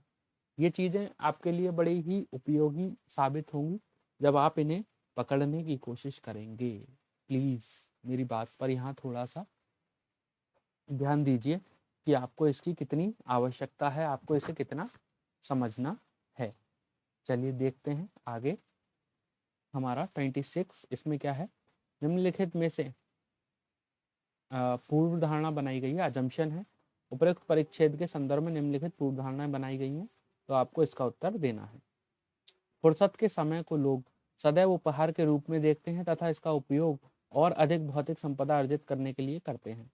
कुछ लोगों को फुर्सत के समय का नूतन और मौलिक चीज़ों के उत्पादन के लिए उपयोग किया जाना ही मानव प्रकृति का मुख्य स्रोत रहा है। मैं आपको बता दूं दोस्तों, अजम्पशन जो होती है वो पैसेज में ही आपको देखने को मिलेगी। बाहर से हमें अपनी बुद्धि का इस्तेमाल इसमें नहीं करना होता। और जब मैंने कहा कि बाहर से अपनी बुद्धि मत लगाइएगा, तो आपका 50% काम तो ये तभी खत्म हो जाता है कि भाई अच्छा है, मुझे कुछ नहीं सोचना, सब कुछ लेखक के द्वारा जो कहा गया बस उसी में से उत्तर देना है। फटाफट कॉम्प्रिहेंशन देखेंगे और आराम से हम अपना उत्तर निकालेंगे। यही तकनीकी, चलिए देखेंगे इसमें जो है तकनीकी प्रगति में निहित मानव जाति के लिए सबसे बड़ा वरदान निश्चित रूप से भौतिक संपदा का संचय नहीं है। नहीं है, ध्यान रखिएगा। किसी व्यक्ति के द्वारा जीवन में इतनी जितनी मात्रा का वास्तविक रूप में उपभोग किया जा सकता है तो बहुत अधिक नहीं है, मतलब आवश्यकता बहुत कम है, किंतु फुर्सत के समय का उपभोग की संभावनाएं उसी संकीर्ण सीमा तक सीमित नहीं है जिस तक वे उस संभावनाओं को विकसित कर सकते हैं, लेकिन वो जो संभावनाएं हैं उसे उसी संकीर्ण सीमा तक सीमित नहीं किया जा सकता। जिन्हें फुर्सत के समय के उपहार के सदुपयोग का कभी अनुभव नहीं किया है, वे लोग इसका दुरुपयोग कर सकते हैं। फिर भी समाजों की एक अल्पसंख्या द्वारा फुर्सत के समय का रचनात्मक उपयोग किया जाना ही आदिम स्तर के बाद की सभी मानव प्रगति का मुख्य प्रेरणा स्रोत रहा है। देखिए, आप मेरी बात को समझें। देखो, यहाँ आप देखें, फुर्सत के समय को लोग सदैव उपहार के रूप में देखते हैं तथा इसका उपयोग और अधिक भौतिक संपदा अर्जित करने के लिए करते हैं, ऐसा उसने नहीं कहा है। ऐसी कोई भी बात लेखक ने उसमें नहीं कही है। मैंने हमेशा कहा स्टेटमेंट आपका मैच होना चाहिए। दूसरा देखो, कुछ लोगों द्वारा फुर्सत के समय का नूतन और मौलिक चीजों के उत्पादन के लिए उपयोग किया जाना ही मानव प्रकृति का मुख्य स्रोत रहा है। ये स्टेटमेंट जो है हमारे लास्ट के पैराग्राफ में मैच होती है, जो कि एक अच्छा विकल्प आपको देगी, और जो अच्छा विकल्प है वो है ऑप्शन बी। आप उसके साथ जाइए। पहला स्टेटमेंट की कुछ बातें उसने बिल्कुल कही है कि भाई उपहार के रूप में देखते हैं, उपयोग होना चाहिए, भौतिक संपदा अर्जित करने के लिए करते हैं। लेकिन जो पूर्व धारणा जो विकसित हुई वो यह हुई कि हमें मानव प्रगति का मुख्य स्रोत क्या होना चाहिए, उस पर हमें फोकस करना है। यहाँ पे आप कह सकते हैं सर दोनों ऑप्शन हो सकते हैं। हाँ, हो सकते हैं, होने को तो कुछ भी हो सकता है, लेकिन आप ये देखिए कि आपका मैटर जो कॉम्प्रिहेंशन आपको मिला है वो आपके ऑप्शन से मैच होता भी है या नहीं। इसके बाद चलिए देखते हैं, आगे चलते हैं इसमें आपको और क्या क्या देखने को मिलेगा। यहाँ भी आपको जो है क्या है, अजम्पशन देखने को मिल रही है। इतिहास की प्रसिद्ध लड़ाइयों का अध्ययन हमें आधुनिक युद्ध स्थिति को समझने में सहायता करेगा। जो भी नेतृत्व की इच्छा रखता है उसके लिए इतिहास का अध्ययन अनिवार्य है। क्या ऐसी बात कॉम्प्रिहेंशन में कही गई है? चलिए देखते हैं। इस अभिकथन में किंचित से कहीं अधिक सच्चाई है कि सामयिक घटनाओं की बुद्धिमत्तापूर्ण व्याख्या के लिए प्राचीन इतिहास का कार्य साधक ज्ञान होना आवश्यक है। किंतु जिस बुद्धिमान ने समझदारी के शब्द कहे थे उन्हें विशेष रूप से इतिहास की वैसे लड़ाइयों के अध्ययन होने से होने वाले फायदों पर अवश्य ही कुछ ना कुछ कहा होगा, क्योंकि इनसे हमें से उनके लिए सबक शामिल हैं जो नेतृत्व करता है या नेता बनने की अभिलाषा रखते हैं। इस तरह के अध्ययन से कुछ ऐसे गुण और विशेषताएं उद्घटित होंगी जिससे नेताओं के लिए जीत परिलक्षित हुई, और वे कतिपय कमियां भी जिनके कारण हारने वालों की हार हुई, और विद्यार्थी यह देखेगा कि यही प्रतिरूप सदियों से लगातार बार बार पुनर्गठित होता है। तो अजम्पशन देखेंगे क्या है। इतिहास की प्रसिद्ध लड़ाइयों का अध्ययन हमें आधुनिक युद्ध स्थिति को समझने में सहायता करता है? ऐसा बिल्कुल नहीं है कि आधुनिक स्थिति को समझने में सहायता करे, या इतिहास की प्रसिद्ध लड़ाइयों का अध्ययन हमें आधुनिक युद्ध स्थिति को समझने में सहायता करेगा, ऐसा बिल्कुल नहीं है। जो भी नेतृत्व की इच्छा रखता है उसके लिए इतिहास का अध्ययन अनिवार्य नहीं है, सहायता करता है, ऐसा उसने कहा है जो हमारा ऑथर है। आप ऑप्शन डी के साथ जाइए, जो कि एक अच्छा ऑप्शन आपको देखने को मिलेगा। यहाँ कुछ लोग कह सकते हैं कि सर नहीं, हमें तो ऐसा लग रहा है कि इतिहास की प्रसिद्ध लड़ाइयों का अध्ययन हमें आधुनिक युद्ध स्थिति को समझने में सहायता करेगा। लेकिन दोस्तों, आप बारीकी से इसे देखें, ऐसा बिल्कुल नहीं है कि अजम्पशन ये बन जाए। और एक बार इसके लिए आप कॉम्प्रिहेंशन को देख सकते हैं कि लाभ और हानि दोनों हुई हैं। फायदों पर अवश्य ही कुछ ना कुछ कहा होगा, ये लाइन देखिए आप, क्योंकि इसमें से उनके लिए सबक शामिल है जो नेतृत्व करते हैं। ठीक है, तो ऑप्शन एक जो है आपका, जो विकल्प एक है, वो ये है कि इतिहास की प्रसिद्ध लड़ाइयों का अध्ययन हमें आधुनिक युद्ध स्थिति को समझने में सहायता करेगा। तो ऐसा उसने नहीं कहा है।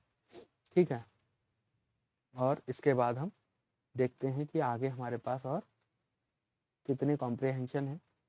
दोस्तों, कॉम्प्रिहेंशन को हल्के में मत लीजिएगा, क्योंकि मैं आपको बता दूं 27 से 28 सवाल लगभग हर साल आते हैं, और आपको कॉम्प्रिहेंशन पास करने के लिए लगभग 27 क्वेश्चन आपके सही होने चाहिए 80 में से। तो आपको सिर्फ 33% के साथ उसको क्वालिफाई करना होता है। इतना भी उसको जो है सीरियसली आपको नहीं लेना। हालांकि अगर आपकी एक तैयारी एक ठीक ठाक तरीके से हुई है, आपने रीजनिंग पढ़ा है, आपने थोड़ा सा मैथ्स को आप लेकर चले हों, आप कॉम्प्रिहेंशन को लेकर चले हों, और इसके बाद मुझे नहीं लगता कि आपका जो है ये पेपर रुकना चाहिए। ठीक है, तो चलिए शुरू करते हैं इसे। देखिए, सबसे पहले अपना ऑप्शंस यहाँ पर हम आ गए। सर्वश्रेष्ठ व्याख्या उसको चाहिए। चलिए देखेंगे कि परिक्षेत्र की सर्वश्रेष्ठ व्याख्या क्या हो सकती है। राजनीतिक विकास एक दिशा में चलने वाली प्रक्रिया नहीं है, क्योंकि इसमें समृद्धि और ह्रास दोनों शामिल होते हैं। परंपरागत समाज राजनीतिक विकास के सकारात्मक पक्षों का प्रतिरोध करने में सफल होते हैं। परंपरागत समाजों के लिए लंबे समय से बनी हुई निष्ठाओं से मुक्त हो पाना असंभव है। परंपरागत निष्ठाओं को बनाए रखना राजनीतिक विकास में सहायक होता है। चलिए देखते हैं क्या ऑप्शंस के हिसाब से हमें इसमें क्या मिलता है। परंपरागत संस्थाओं पहचान और निष्ठाओं के विघटन से दो तरफा एम्बिवेलेंट स्थितियां उत्पन्न हो सकने की संभावना होती है। यह संभव है कि कुछ लोग परंपरागत समूहों के साथ फिर से अपनी नई पहचान बनाएं, जबकि अन्य लोग राजनीतिक विकास की प्रक्रियाओं से उत्पन्न होने वाले नए समूह और प्रतीकों के साथ खुद को जोड़ लें। इसके अतिरिक्त राजनीतिक विकास की यह प्रवृत्ति होती है कि वह विविध वर्गों, जनजातियों, क्षेत्रों, कुलों, भाषाओं, धर्मों, व्यवसायों एवं अन्य समूहों की समूह चेतना का पोषण करती है। तो क्या ऐसा है? चलिए देखते हैं। ऑप्शन ए, राजनीतिक विकास एक दिशा में चलने वाली प्रक्रिया नहीं है, ऐसा उसमें स्पष्ट दिखाई देता है। तो ऑप्शन ए इसका आंसर हो सकता है, जो कि समृद्धि और ह्रास दोनों इसमें शामिल होते हैं। ठीक है, परंपरागत समाज राजनीतिक विकास के सकारात्मक पक्षों का प्रतिरोध करने में सफल होता है, ऐसा उसने कहीं पर भी नहीं कहा। परंपरागत समाजों के लिए लंबे समय से बनी हुई निष्ठाओं से मुक्त हो पाना असंभव है, ऐसा बिल्कुल नहीं है। परंपराओं निष्ठाओं को बनाए रखना राजनीतिक विकास में सहायक होता है, हाँ बिल्कुल होता है, लेकिन ये गलत है, क्योंकि हमें एक सर्वश्रेष्ठ व्याख्या चाहिए, जो कि हमें आपका जो है 41 में ए ऑप्शन में देखने को मिलती है। तो इसके साथ आप ऑप्शन ए के साथ जाइए, जो कि एक अच्छा उत्तर आपको देखने को मिलेगा। इसी के साथ आपका जो क्वेश्चन है वो है 42 कॉम्प्रिहेंशन नंबर, जिसमें सर्वाधिक तार्किक और विवेचनात्मक इन्फ्रेंस आपको देना है, जहां आप अपनी बुद्धि का इस्तेमाल बिल्कुल कर सकते हैं, अपनी जो है आउटर नॉलेज इस्तेमाल कर सकते हैं। अब राष्ट्रीय राजनीतिक सत्ताओं के निर्माण के लिए और इस तरह के सफल विकास और विकेंद्रीकरण सुनिश्चित करने के लिए शक्तिशाली जन नेताओं का उभरना अनिवार्य है। दोस्तों देखिए, मैं आपको बताऊं, जहां भी ऐसा वर्ड आपको देखने को मिले अनिवार्य है, ऐसा हमेशा संभव नहीं होगा कि जो चीज़ अनिवार्य है वो उत्तर वहाँ आपका सटीक हो। इसीलिए मैं से यहीं काट रहा हूँ। आप कह सकते हैं परिच्छेद नहीं पढ़ा सर आपने, बाकी के ऑप्शंस को नहीं देखा। देखिए, मैंने कहा आपको अपनी बुद्धि का इस्तेमाल करना होगा, पहचानना होगा उस एक एक शब्द को जो आपके नंबर को काटने में आपको निराशावादी होने से मतलब आपको रोके। आपको ऐसी व्यवस्था आपको बनानी है, आपको उसमें नहीं जाना। ऐसे ऑप्शंस को आप देखते ही आप जो है तो कैंसिल कीजिए। भारत के सरकार के ऊपरी स्तर से क्षेत्रीय समुदायों पर कानून द्वारा या अन्यथा प्रति विकास और विकेंद्रीकरण को अधिरोपित किया जाना चाहिए। हाँ बिल्कुल किया जाना चाहिए भाई, विकेंद्रीकरण की तो बात उन्होंने पैसेज में करी है। प्रति विकास को सफल होने के लिए ऐसे लोकतंत्र की अपेक्षा होती है जिसमें निचले स्तर पर लोगों की इच्छा को स्वतंत्र अभिव्यक्त हो और आधारिक स्तर पर उसकी सक्रिय भागीदारी हो। ये ऑप्शन आपका बी से ज़्यादा अच्छा है। हालांकि मैं बी को सही लगाता, लेकिन अब बी और सी दोनों सही हैं, लेकिन वो कहता है कि हमें तो एक ही चुनना है, तो हम अच्छा चुनेंगे सी। अब हमें देखना ये है कि डी तो नहीं हो रहा। प्रति विकास के लिए जनता में क्षेत्रवाद की प्रबल भावना होनी आवश्यकता है। जनता में प्रबल भावना होनी चाहिए या नहीं? तो जनता में प्रबल भावना हो केवल क्षेत्रवाद की, तो उससे भी ये संभव नहीं है, क्योंकि लेखक ने अपने परिच्छेद में निचले स्तर की बात करी, लोकतंत्र की अपेक्षा उसे सफल बनाने के लिए बात करी, जो कि लोगों की इच्छा की स्वतंत्र अभिव्यक्ति और आधारिक स्तर पर उसकी सक्रिय भागीदारी से संभव है। ऑप्शन सी के साथ जाएं, बिल्कुल सही उत्तर आपको देखने को मिलेगा। इसके बाद हम अपना अगला क्वेश्चन देखेंगे, उसमें हमें क्या देखने को मिलता है। निम्नलिखित में से कौन सा सर्वाधिक तार्किक और सारभूत संदेश है जो प्रयुक्त परिच्छेद द्वारा व्यक्त किया गया है? सबसे बड़ी खुशी की बात यह है कि सर्वाधिक तार्किक और सारभूत संदेश देना है जो कि परिच्छेद द्वारा व्यक्त किया गया है। आउटर नॉलेज आपको इसमें इस्तेमाल नहीं करनी, लेकिन जहाँ भी आप ऑप्शंस को देखेंगे तो आपको ज़रूरत थोड़ी सी आउटर नॉलेज की तो पड़ती है, आप उसका इस्तेमाल करिए। डिजिटल प्रौद्योगिकी का उपयोग कर शासन की सभी समस्याओं का समाधान किया जा सकता है। किसी भी चीज़ का सभी समस्याओं का समाधान कभी संभव नहीं होता। ऐसे पॉइंट से बचिएगा, मैं आपको हमेशा बोलकर चलूंगा। सभी समस्याओं का समाधान तो मैं भी नहीं कर सकता, भगवान भी शायद ना कर सके। डिजिटल प्रौद्योगिकियों की बात करना हमारे जीवन और दिनचर्या की बात करना है। जिस तरीके से हम डिजिटल गैजेट्स का अपने जीवन में इस्तेमाल करते हैं, तो ये विकल्प आपका संभव हो सकता है। हमारी रचनात्मकता और कल्पना को डिजिटल माध्यम के बिना अभिव्यक्त नहीं किया जा सकता। बिल्कुल किया जा सकता है, ऐसा बिल्कुल नहीं है।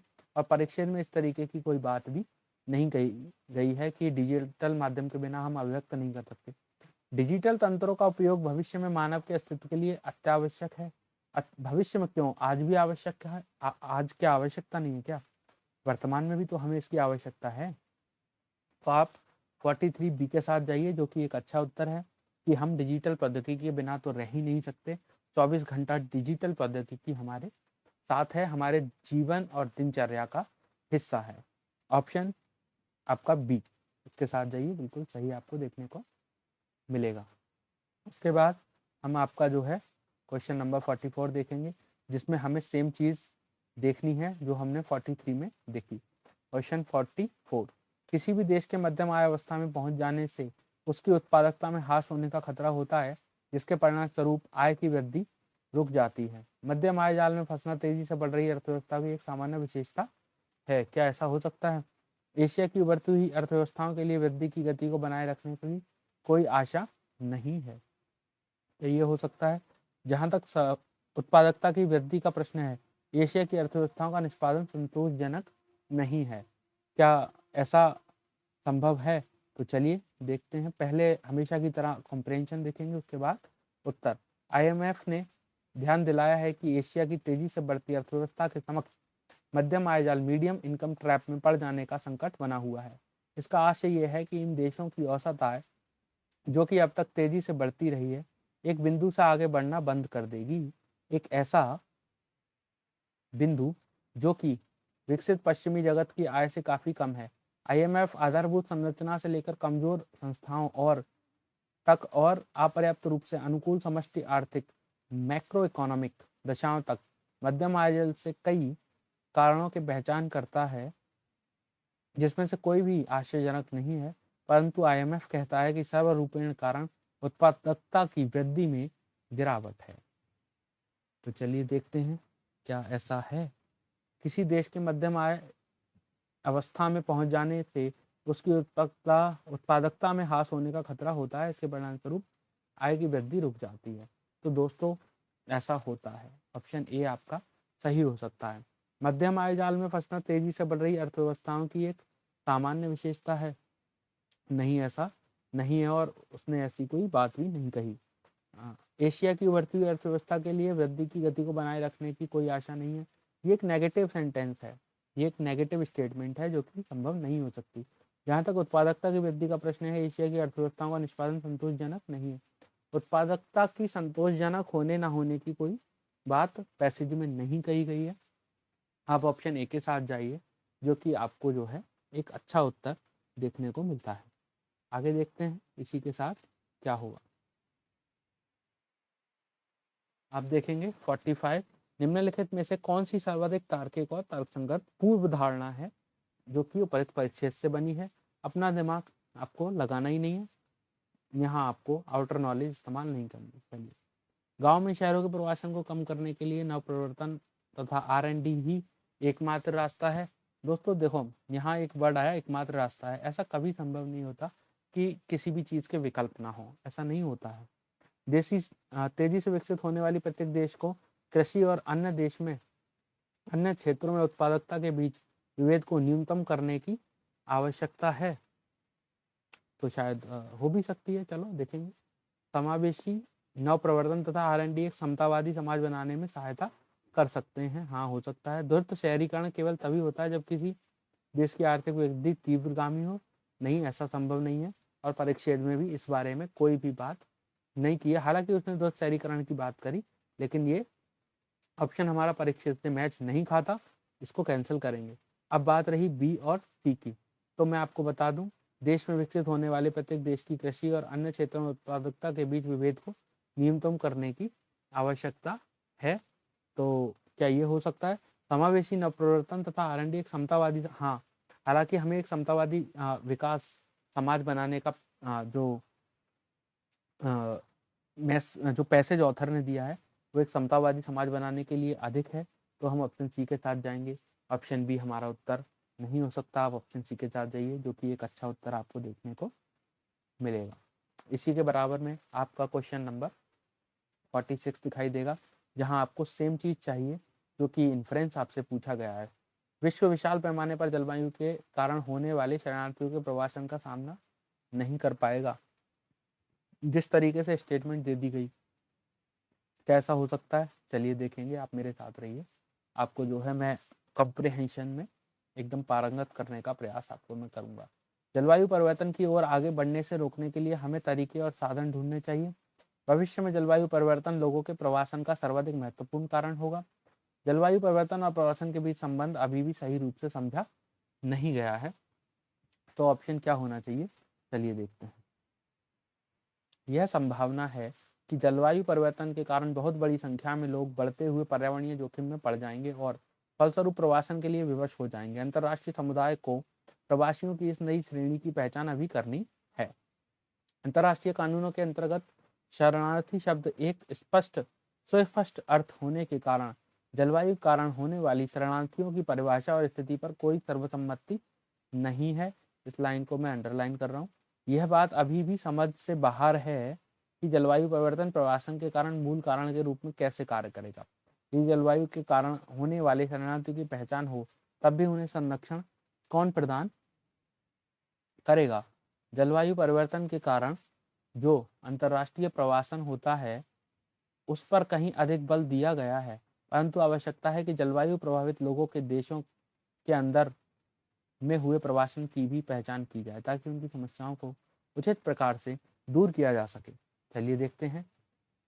पैमाने पर विश्व विशाल पैमाने पर जलवायु कारण होने वाले शरणार्थियों के प्रवासन का सामना कर पाएगा या ना कर पाएगा तो कोई बात ही नहीं है। जलवायु परिवर्तन और आगे बढ़ने से रोकने के लिए हमें तरीके और साधन ढूंढने चाहिए। चलो मिल भी गए तो वो कहाँ तक साथ देंगे? क्या अब तक नहीं ढूंढे? क्या आज तक हमें इसकी आवश्यकता नहीं थी? भविष्य में जलवायु परिवर्तन लोगों के प्रवासन का सर्वाधिक महत्वपूर्ण कारण होगा। ऐसा नहीं कहा जा सकता कि यही कारण होगा, कुछ और हो गया तो भाई आउटर नॉलेज आप इसमें इस्तेमाल भी अगर करें तो आप कोशिश करिए कि देखो ये चीज़ें लॉजिकली ठीक नहीं है। जलवायु परिवर्तन और प्रवासन के बीच संबंध अभी भी स्पष्ट नहीं है। जो लाइन मैंने अंडरलाइन करी थी शायद इसीलिए की थी कि आप इसे पहचान पाए। अभी शरणार्थियों की परिभाषा और स्थिति पर कोई सर्वसम्मति नहीं है जलवायु के कारण, इसीलिए आप लोग जो है ऑप्शन डी के साथ जाइए, जो कि आपको बहुत अच्छा उत्तर देखने को मिलेगा। इसी के साथ चलिए देखते हैं। प्रयुक्त परिच्छेद के आधार पर निम्नलिखित पूर्व धारणाएं बनाई गई हैं। पूर्व धारणा है आउटर नॉलेज नहीं लगानी। आधुनिक कृषि में संशोधित कीटनाशकों का उपयोग कभी भी नहीं करना चाहिए। अब देखो कभी भी नहीं करना चाहिए, क्या ऐसा हो सकता है यार? इसको हटाओ, एक कैंसिल हुआ। ऑप्शन बी आपका बिल्कुल सही उत्तर है कि एक कैंसिल हुआ और आपने एक सब में से हटा दिया। आप ऑप्शन बी के साथ जाएंगे, जो कि एक अच्छा उत्तर होगा। हालांकि अभी हमने कंप्रिहेंशन नहीं पढ़ा, लेकिन उसके बावजूद भी मैंने आपको इसका उत्तर दे दिया, क्योंकि बात को समझने की सटीकता अगर आपके पास है तो बस फिर आपको कुछ नहीं चाहिए। भाई आधुनिक कृषि में तो संशोधित कीटनाशकों का आवश्यक प्रयोग होता ही है, कभी नहीं करना चाहिए एक नेगेटिव स्टेटमेंट है, ऐसा नहीं हो सकता है ना। उसके बाद भी अगर आप चाहें तो चलिए मैं आपके साथ हूँ, कंप्रेहेंशन में भी एक बार देखेंगे। देखो अनेक किसानों एक मिनट अनेक किसान फसल को हानि पहुंचाने वाले कीटों को मारने के लिए संश्लेषित कीटनाशकों का उपयोग करते हैं। कुछ विकसित देश में तो कीटनाशकों की खपत 3000 ग्राम प्रति हेक्टेयर तक पहुंच रही है। दुर्भाग्यवश एक ऐसी रिपोर्ट है कि यौगिकों में अंतर्निहित विषाक्तता होती है जो खेती करने वाले उपभोक्ताओं के स्वास्थ्य और पर्यावरण को खतरे में डालती है। संश्लेषित कीटनाशक सामान्यतः पर्यावरण में लगातार बने रहते हैं।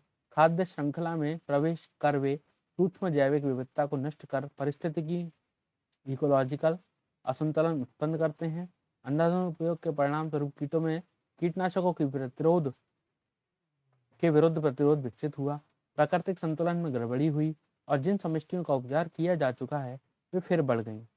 वनस्पतिक कीटनाशकों का उपयोग कर प्राकृतिक पीड़क नियंत्रण करना इनके उपयोगकर्ताओं एवं पर्यावरण के लिए अपेक्षाकृत सुरक्षित होता है, क्योंकि वे सूर्य के प्रकाश की मौजूदगी में कुछ घंटों अथवा दिनों में ही हानि रहित यौगिकों में टूट जाते हैं। कीटनाशी विशेषताओं से युक्त पौधे लाखों वर्षों से पारिस्थितिकी तंत्र पर कोई प्रभाव या प्रतिकूल प्रभाव डाले बिना प्रकृति में मौजूद है। अधिकांश मृदाओं में आमतौर पर पाए जाने वाले अनेक सूक्ष्मजीव इन्हें सरलता से विघटित कर देते हैं। वे परभक्षियों की जैविक विविधता को बनाए रखने और पर्यावरणीय संदूषण अथवा मनुष्यों के स्वास्थ्य संकटों को कम करने में सहायक है। पौधों से बनाए गए वास्तविक कीटनाशक जैव निम्नीकरण होते हैं और फसल सुरक्षा में उनका उपयोग करना व्यावहारिक रूप से एक धारणीय विकल्प है। चलिए देखते हैं क्या पूर्व धारणाएं हैं। कृषि, मैंने जैसे आपको कहा नेगेटिव स्टेटमेंट है, आधुनिक कृषि में संश्लेषित कीटनाशकों का उपयोग कभी भी नहीं करना चाहिए, ऐसा संभव नहीं है। आधुनिक कृषि में इसका उपयोग खूब हो रहा होता है। धारणीय कृषि का एक उद्देश्य अल्पतम पारिस्थितिकी असंतुलन को सुनिश्चित करना है। वनस्पतिक कीटनाशक संश्लेषित कीटनाशकों और की तुलना में अधिक प्रभावकारी होते हैं। संश्लेषित कीटनाशकों की तुलना में अधिक प्रभावकारी होते हैं, नहीं, ऐसा नहीं होता। ऑप्शन 3 आपका जो है बिल्कुल नहीं हो सकता, जो कि कैंसिल है। आप ऑप्शन बी के साथ जाइए, जो कि आपको एक सही उत्तर देखने को मिलता है। तो जो है ऑप्शन 2। चलिए बाकी का देखते हैं आगे क्या आपको दे रखा है। इसी में 48 भी है। अच्छा, 2 क्वेश्चन है इसमें। जैव कीटनाशकों के विषय में निम्नलिखित कथनों में से कौन सा सही है? वे मानवीय स्वास्थ्य के लिए खतरनाक नहीं है। हाँ बिल्कुल, वो मानवीय स्वास्थ्य के लिए खतरनाक नहीं है। पर्यावरण में लगातार बने रहते हैं, वे पर्यावरण में लगातार नहीं बने रहते। जैव कीटनाशक पर्यावरण में लगातार नहीं रहते, वे किसी भी परिस्थिति तंत्र की जैव विविधता बनाए रखने के लिए अनिवार्य हैं। तो अनिवार्य, मैंने हमेशा कहा कि अनिवार्य हमेशा के लिए नहीं होता है। अब ऑप्शन ए के साथ जाइए, जो कि एक अच्छा उत्तर आपको देखने को मिलता है। दोस्तों नेगेटिव स्टेटमेंट से प्लीज बचिएगा। चलिए आगे देखते हैं और आपको इसमें क्या देखने को मिलता है।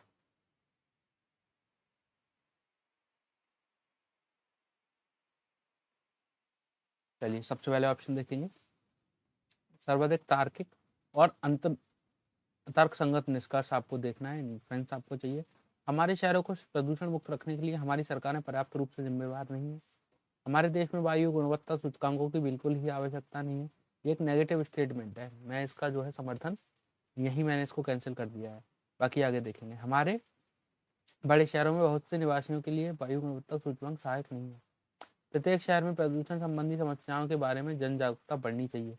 प्रत्येक शहर में संभव नहीं हो सकता, और अगर मान लीजिए ऐसा है भी तो किसी शहर में ऐसा नहीं है कि कहीं जागरूकता कम है या कहीं ज़्यादा है। आप मेरी बात को समझने की कोशिश करिएगा कि प्रत्येक शहर में वायु प्रदूषण संबंधी समस्याओं के बारे में जन जागरूकता बढ़नी चाहिए। क्या हर शहर में बढ़नी चाहिए? हो सकता है किसी में प्रदूषण संबंधी समस्याओं का निस्तारण 10 वर्ष पहले हुआ है और आज किसी दूसरे शहर में मान लीजिए उसकी ज़रूरत है, तो जो जागरूकता बढ़ानी है हमें, तो वो प्रत्येक शहर में बराबर भी नहीं हो सकती। हालांकि मैं बहुत ही ज़्यादा उसको एनालिसिस का मैं आपको दे रहा हूँ, ज़रूरत नहीं है। आप एक बार कंप्रेहेंशन को देखेंगे, उसके बाद आगे की बात करेंगे। वायु गुणवत्ता सूचकांक, एयर क्वालिटी इंडेक्स AQI, बहुत से वायु प्रदूषकों की मापों को एकल संख्या अथवा अनुपातक रेटिंग में जोड़कर दिखाने का एक तरीका होता है। आदर्श रूप में इस सूचकांक के सतत रूप से आगतन रखा और यह विभिन्न स्थानों पर उपलब्ध रहता है।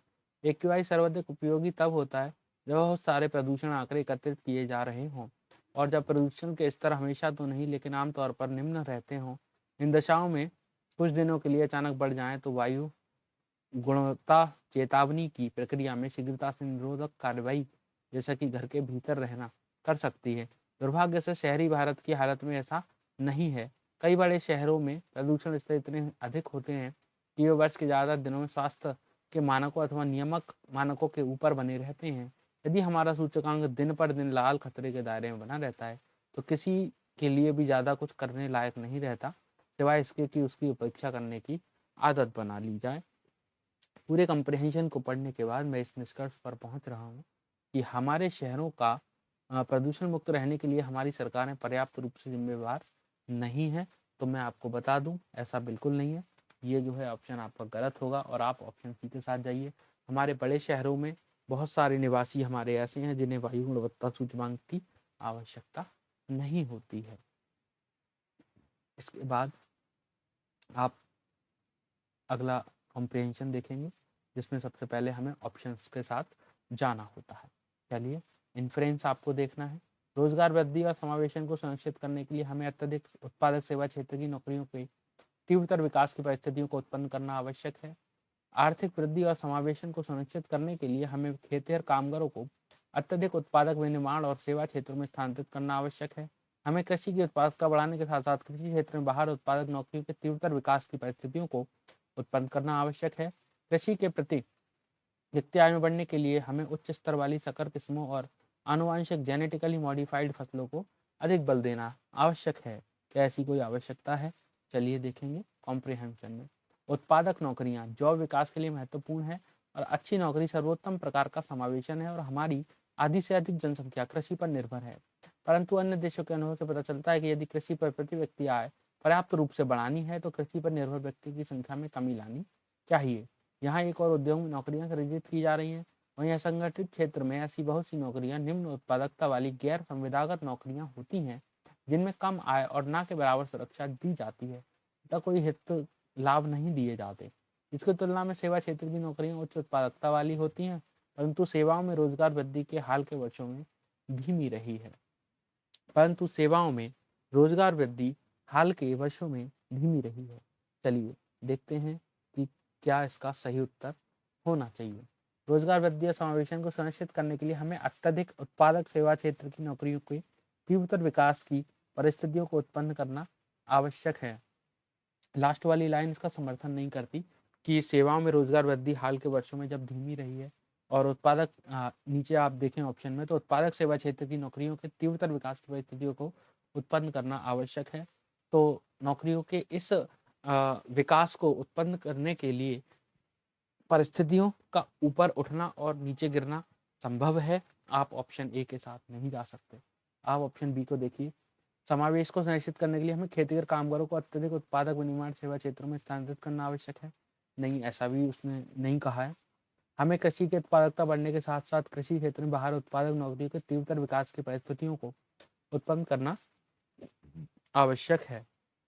हाँ, हमारा पूरा कंप्रिहेंशन कृषि से संबंधित भी है और नौकरियों से भी, और परिस्थितियों को उत्पन्न करना आवश्यक है। ऑप्शन सी इसका आंसर हो सकता है। दूसरी बात, आप ऑप्शन डी में देखें तो यहाँ पर एक चीज आपको देखने को मिलेगी, संकर किस्म जेनेटिकली मॉडिफाइड, जिसके बारे में ऊपर परिच्छेद में कोई भी बात नहीं की गई है। आप ऑप्शन सी के साथ जाइए, जो कि एक अच्छा उत्तर आपके लिए साबित होगा। चलिए आगे देखते हैं। और सबसे पहले अपने ऑप्शंस के साथ इन्फ्रेंस निकालना है। आउटर नॉलेज आप इस्तेमाल कर सकते हैं। जैव विविधता को बढ़ाने वाली कृषि पद्धतियां प्राय फर्म उत्पाद में वृद्धि और उत्पादों आपदाओं के प्रति असुरक्षितता को कम करती हैं। क्या ऐसा हो सकता है? बिल्कुल हो सकता है। चलिए देखेंगे। ऑप्शन बी, विश्व के सभी देशों को पर्यावरणीय कृषि के स्थान पर पारंपरिक कृषि करने के लिए प्रोत्साहित किया जाना चाहिए। भाई, विश्व के सभी देशों को हम कैसे कर सकते हैं? उनके यहाँ की पर्यावरणीय दशाएं भिन्न होती हैं, तो आप इस ऑप्शन को यहीं पर कैंसिल करेंगे। संरक्षित क्षेत्रों में जहाँ वहाँ की जैव विविधता को नष्ट किए बिना पर्यावरणीय कृषि की अनुमति दी जानी चाहिए। क्या ऐसा हो सकता है? चलिए देखेंगे क्या है इसमें। ऑप्शन डी, खाद्य फसलों की उपज तब अत्यधिक होगी जब उनकी खेती में पर्यावरणीय कृषि पद्धतियां अपनाई जाएं। कुछ दशाएं भिन्न होती हैं, क्या उनमें ऐसा संभव है? चलिए देखेंगे पहले कॉम्प्रिहेंशन, उसके बाद में आपका इसका उत्तर जो है दे पाऊंगा।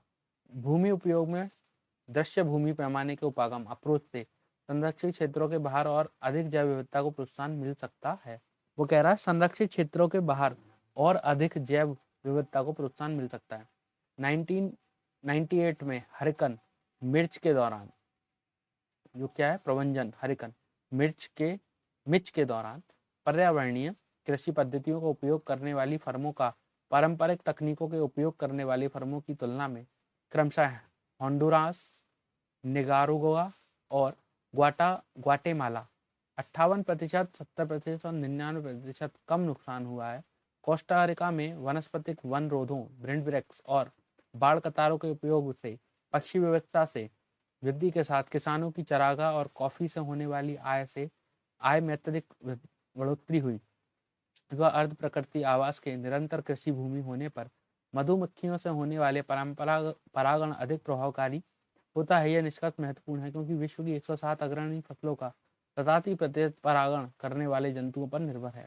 कोस्टारिका, निकारागुआ और कोलंबिया में वन पशुचारी, जिसे क्या कहेंगे सेल्वोपास्टल प्रणाली, जिसमें पेड़ चरागाह भूमियों के साथ एकीकृत हैं, पशु उत्पादकता की धारणता में सुधार ला रही है और किसानों की आय में विविधता और वृद्धि ला रही है।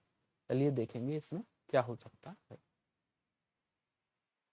यह विविधता बढ़ाने वाली कृषि पद्धतियां प्राय फर्म उत्पादन में वृद्धि और उत्पादकता के प्रति असुरक्षा को कम करती हैं।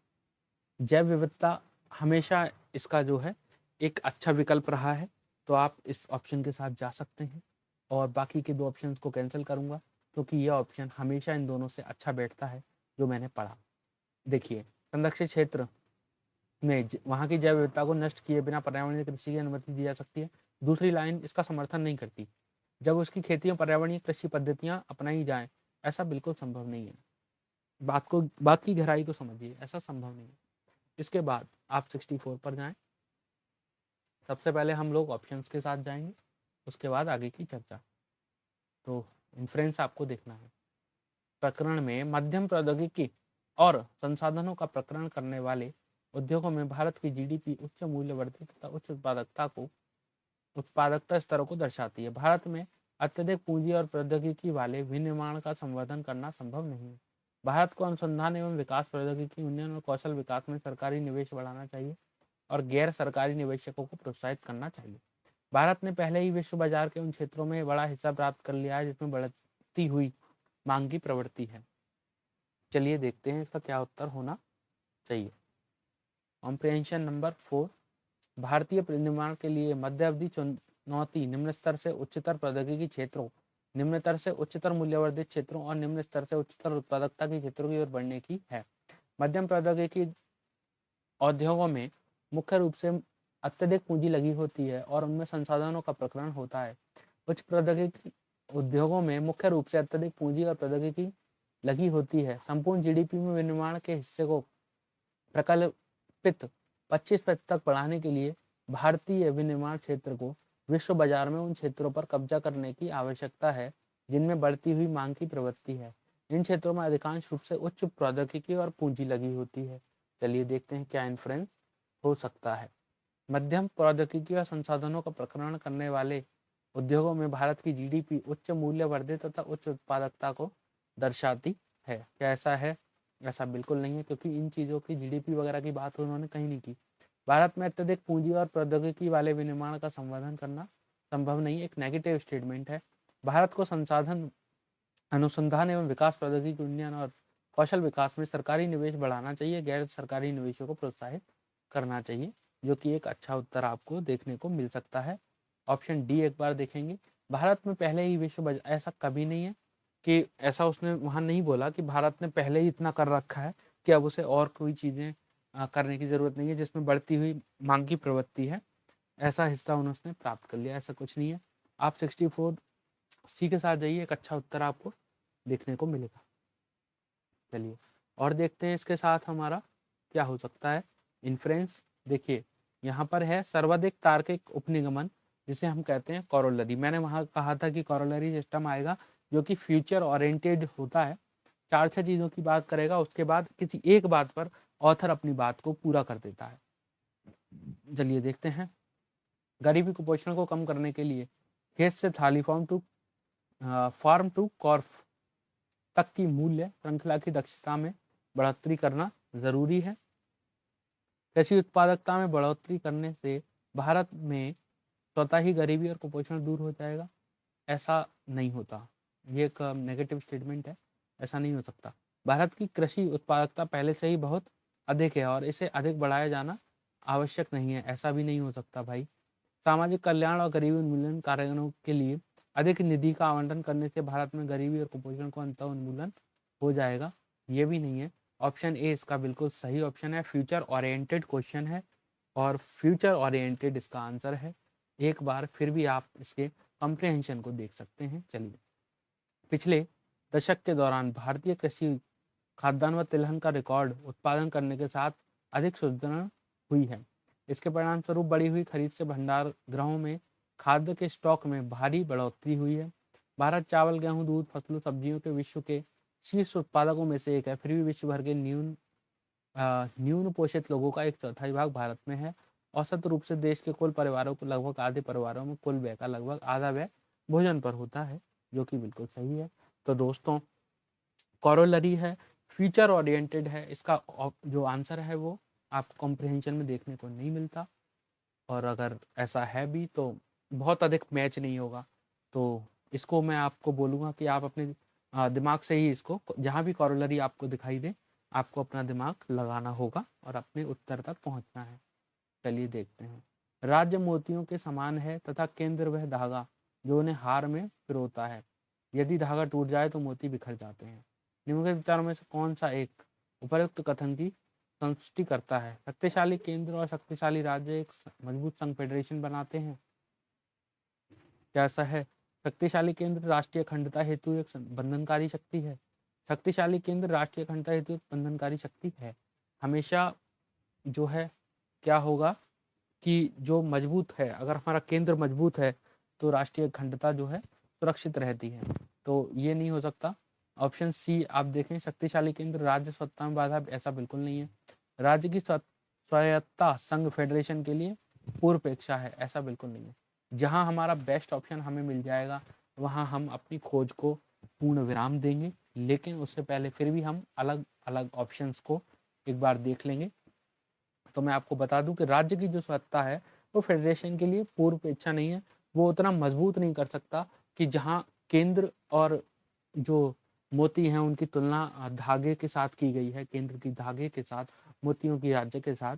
उसके हिसाब से हमारा ऑप्शन बी बिल्कुल सही उत्तर आपको देखने को मिलेगा। आप उसी के साथ जाइए, जो कि एक अच्छा उत्तर है। उसके बाद उपयुक्त कथन किसके समर्थन में तर्क प्रस्तुत करता है? संपत्ति का सबको समान वितरण, शासितों की सहमति के अनुसार शासन, निर्धनों के हाथ में शासन, धनिकों का स्वतंत्र हरण, एक्सप्रोप्रिएशन। चलिए देखते हैं इसमें क्या है। वास्तव में मेरा मानना है कि इंग्लैंड में निर्धनतम व्यक्ति को भी एक वैसा ही जीवन जीना है जैसा कि महानतम व्यक्ति को, और इसलिए सच में मैं मानता हूँ कि यह स्पष्ट है कि हर उस व्यक्ति को जिसे सरकार के अधीन रहना है, सबसे पहले अपनी सहमति से स्वयं को सरकार के अधीन कर देना चाहिए। और यह आवश्यक मानना है, मेरा यह मानना है कि इंग्लैंड का निर्धनतम व्यक्ति सही अर्थ में ऐसी सरकार से कतई बंधा हुआ नहीं है जिसके अधीन स्वयं को करने में उसकी कोई राय नहीं रही हो। तो चलिए देखते हैं कौन सा तर्क इसमें सही है। संपत्ति का सबको समान वितरण कर देने से एक अच्छी सरकार जो है नहीं बन जाती। तो मुझे नहीं लगता कि ऑप्शन ए इसका सही आंसर होना चाहिए। बी, शासितों की सहमति के अनुसार शासन, ये ऑप्शन हो सकता है क्योंकि उसने कहा है कि अगर आप सरकार के अधीन रहकर सरकार के कार्य को करना चाहते हैं तो आपको सरकार के लिए अपना समर्थन दे देना चाहिए, और उसने कहा है कि अपनी सहमति से स्वयं को सरकार के अधीन कर देना चाहिए। तो शासितों की सहमति के अनुसार आप शासन करें। ऑप्शन बी इसका आंसर बिल्कुल मुझे सही लगता है। बाकी का सी और डी को हम चेक करेंगे। निर्धनों के हाथ में शासन, निर्धनों के हाथ में शासन दे देने से क्या ऐसा संभव होगा? बिल्कुल नहीं। धनिकों का स्वतंत्र हरण, एक्सप्रोप्रिएशन, जो कि बहुत अधिक धनिक वर्गों को अगर दे दिया जाए तो मुझे नहीं लगता कि उससे हो सकेगा, क्योंकि वो पहले ही कह रहा है कि अगर आपको शासन करना है तो आपको जो है सबसे पहले अपनी सहमति से स्वयं को सरकार के अधीन कर देना चाहिए, जो कि एक क्रक्स है, जो कि कॉम्प्रिहेंशन की जान है। तो आप जो है ऑप्शन बी के साथ जाइए, जो कि एक अच्छा उत्तर आपको देखने को मिलता है। तो दोस्तों, ये है आज का आपका कॉम्प्रिहेंशन 2017 का पेपर मैं आपके साथ यहाँ डिस्कस कर चुका हूँ। और दोस्तों मैं आपको बता दूं कि इस पेपर में लगभग 28 से 29 कॉम्प्रिहेंशन हैं, 28-29 कॉम्प्रिहेंशन हैं, जिसमें अधिक से अधिक आप अपने कॉम्प्रिहेंशन को मैच करिए, अपने कॉम्प्रिहेंशन को ठीक करने का प्रयास करिए। मैं आपको ये नहीं कह रहा कि कॉम्प्रिहेंशन आपको अपना चेक करना है, लेकिन मैं आपको ये बोल रहा हूँ कि सॉल्व कैसे करना है आप उस तरीके को देख लीजिए, जो कि आपकी सहायता आपके आगामी परीक्षाओं में कर सकेगा और आपको अच्छे मार्क्स दिलाने में आपकी सहायता करेगा। और आपसे निवेदन है कि हमारी बाकी की जो भी चैनल्स पे अलग अलग वीडियोस हैं, आपको अपनी आवश्यकता अनुसार आप जो है एक दौरा उसका करें और उसका जो हो वीडियो को जो है लाइक करें, शेयर करें, चैनल को सब्सक्राइब करें और ऐसी वीडियोस मैं आपके लिए लाता रहूँगा जो आपके लिए हेल्पफुल जो है रहेंगी और आपकी इस जर्नी को आप प्राप्त करें। आप अपनी इच्छा, अपनी लगन से जिस कार्य में लगे हुए हैं, आपको जिस परीक्षा को पास करना है, आप उस परीक्षा को पास करें और बाकी मेरी शुभकामनाएं आपके साथ हैं। तो आज के लिए इतना ही, चलिए जो है आज के लिए काफ़ी है। बाकी की आपसे मुलाकात होगी हमारी अगले फिर किसी वीडियो में और आगे हम और डिस्कस करेंगे इस परीक्षा को लेकर। और आपके लिए आज का सफ़र यहीं तक, चलिए ठीक है, थैंक यू।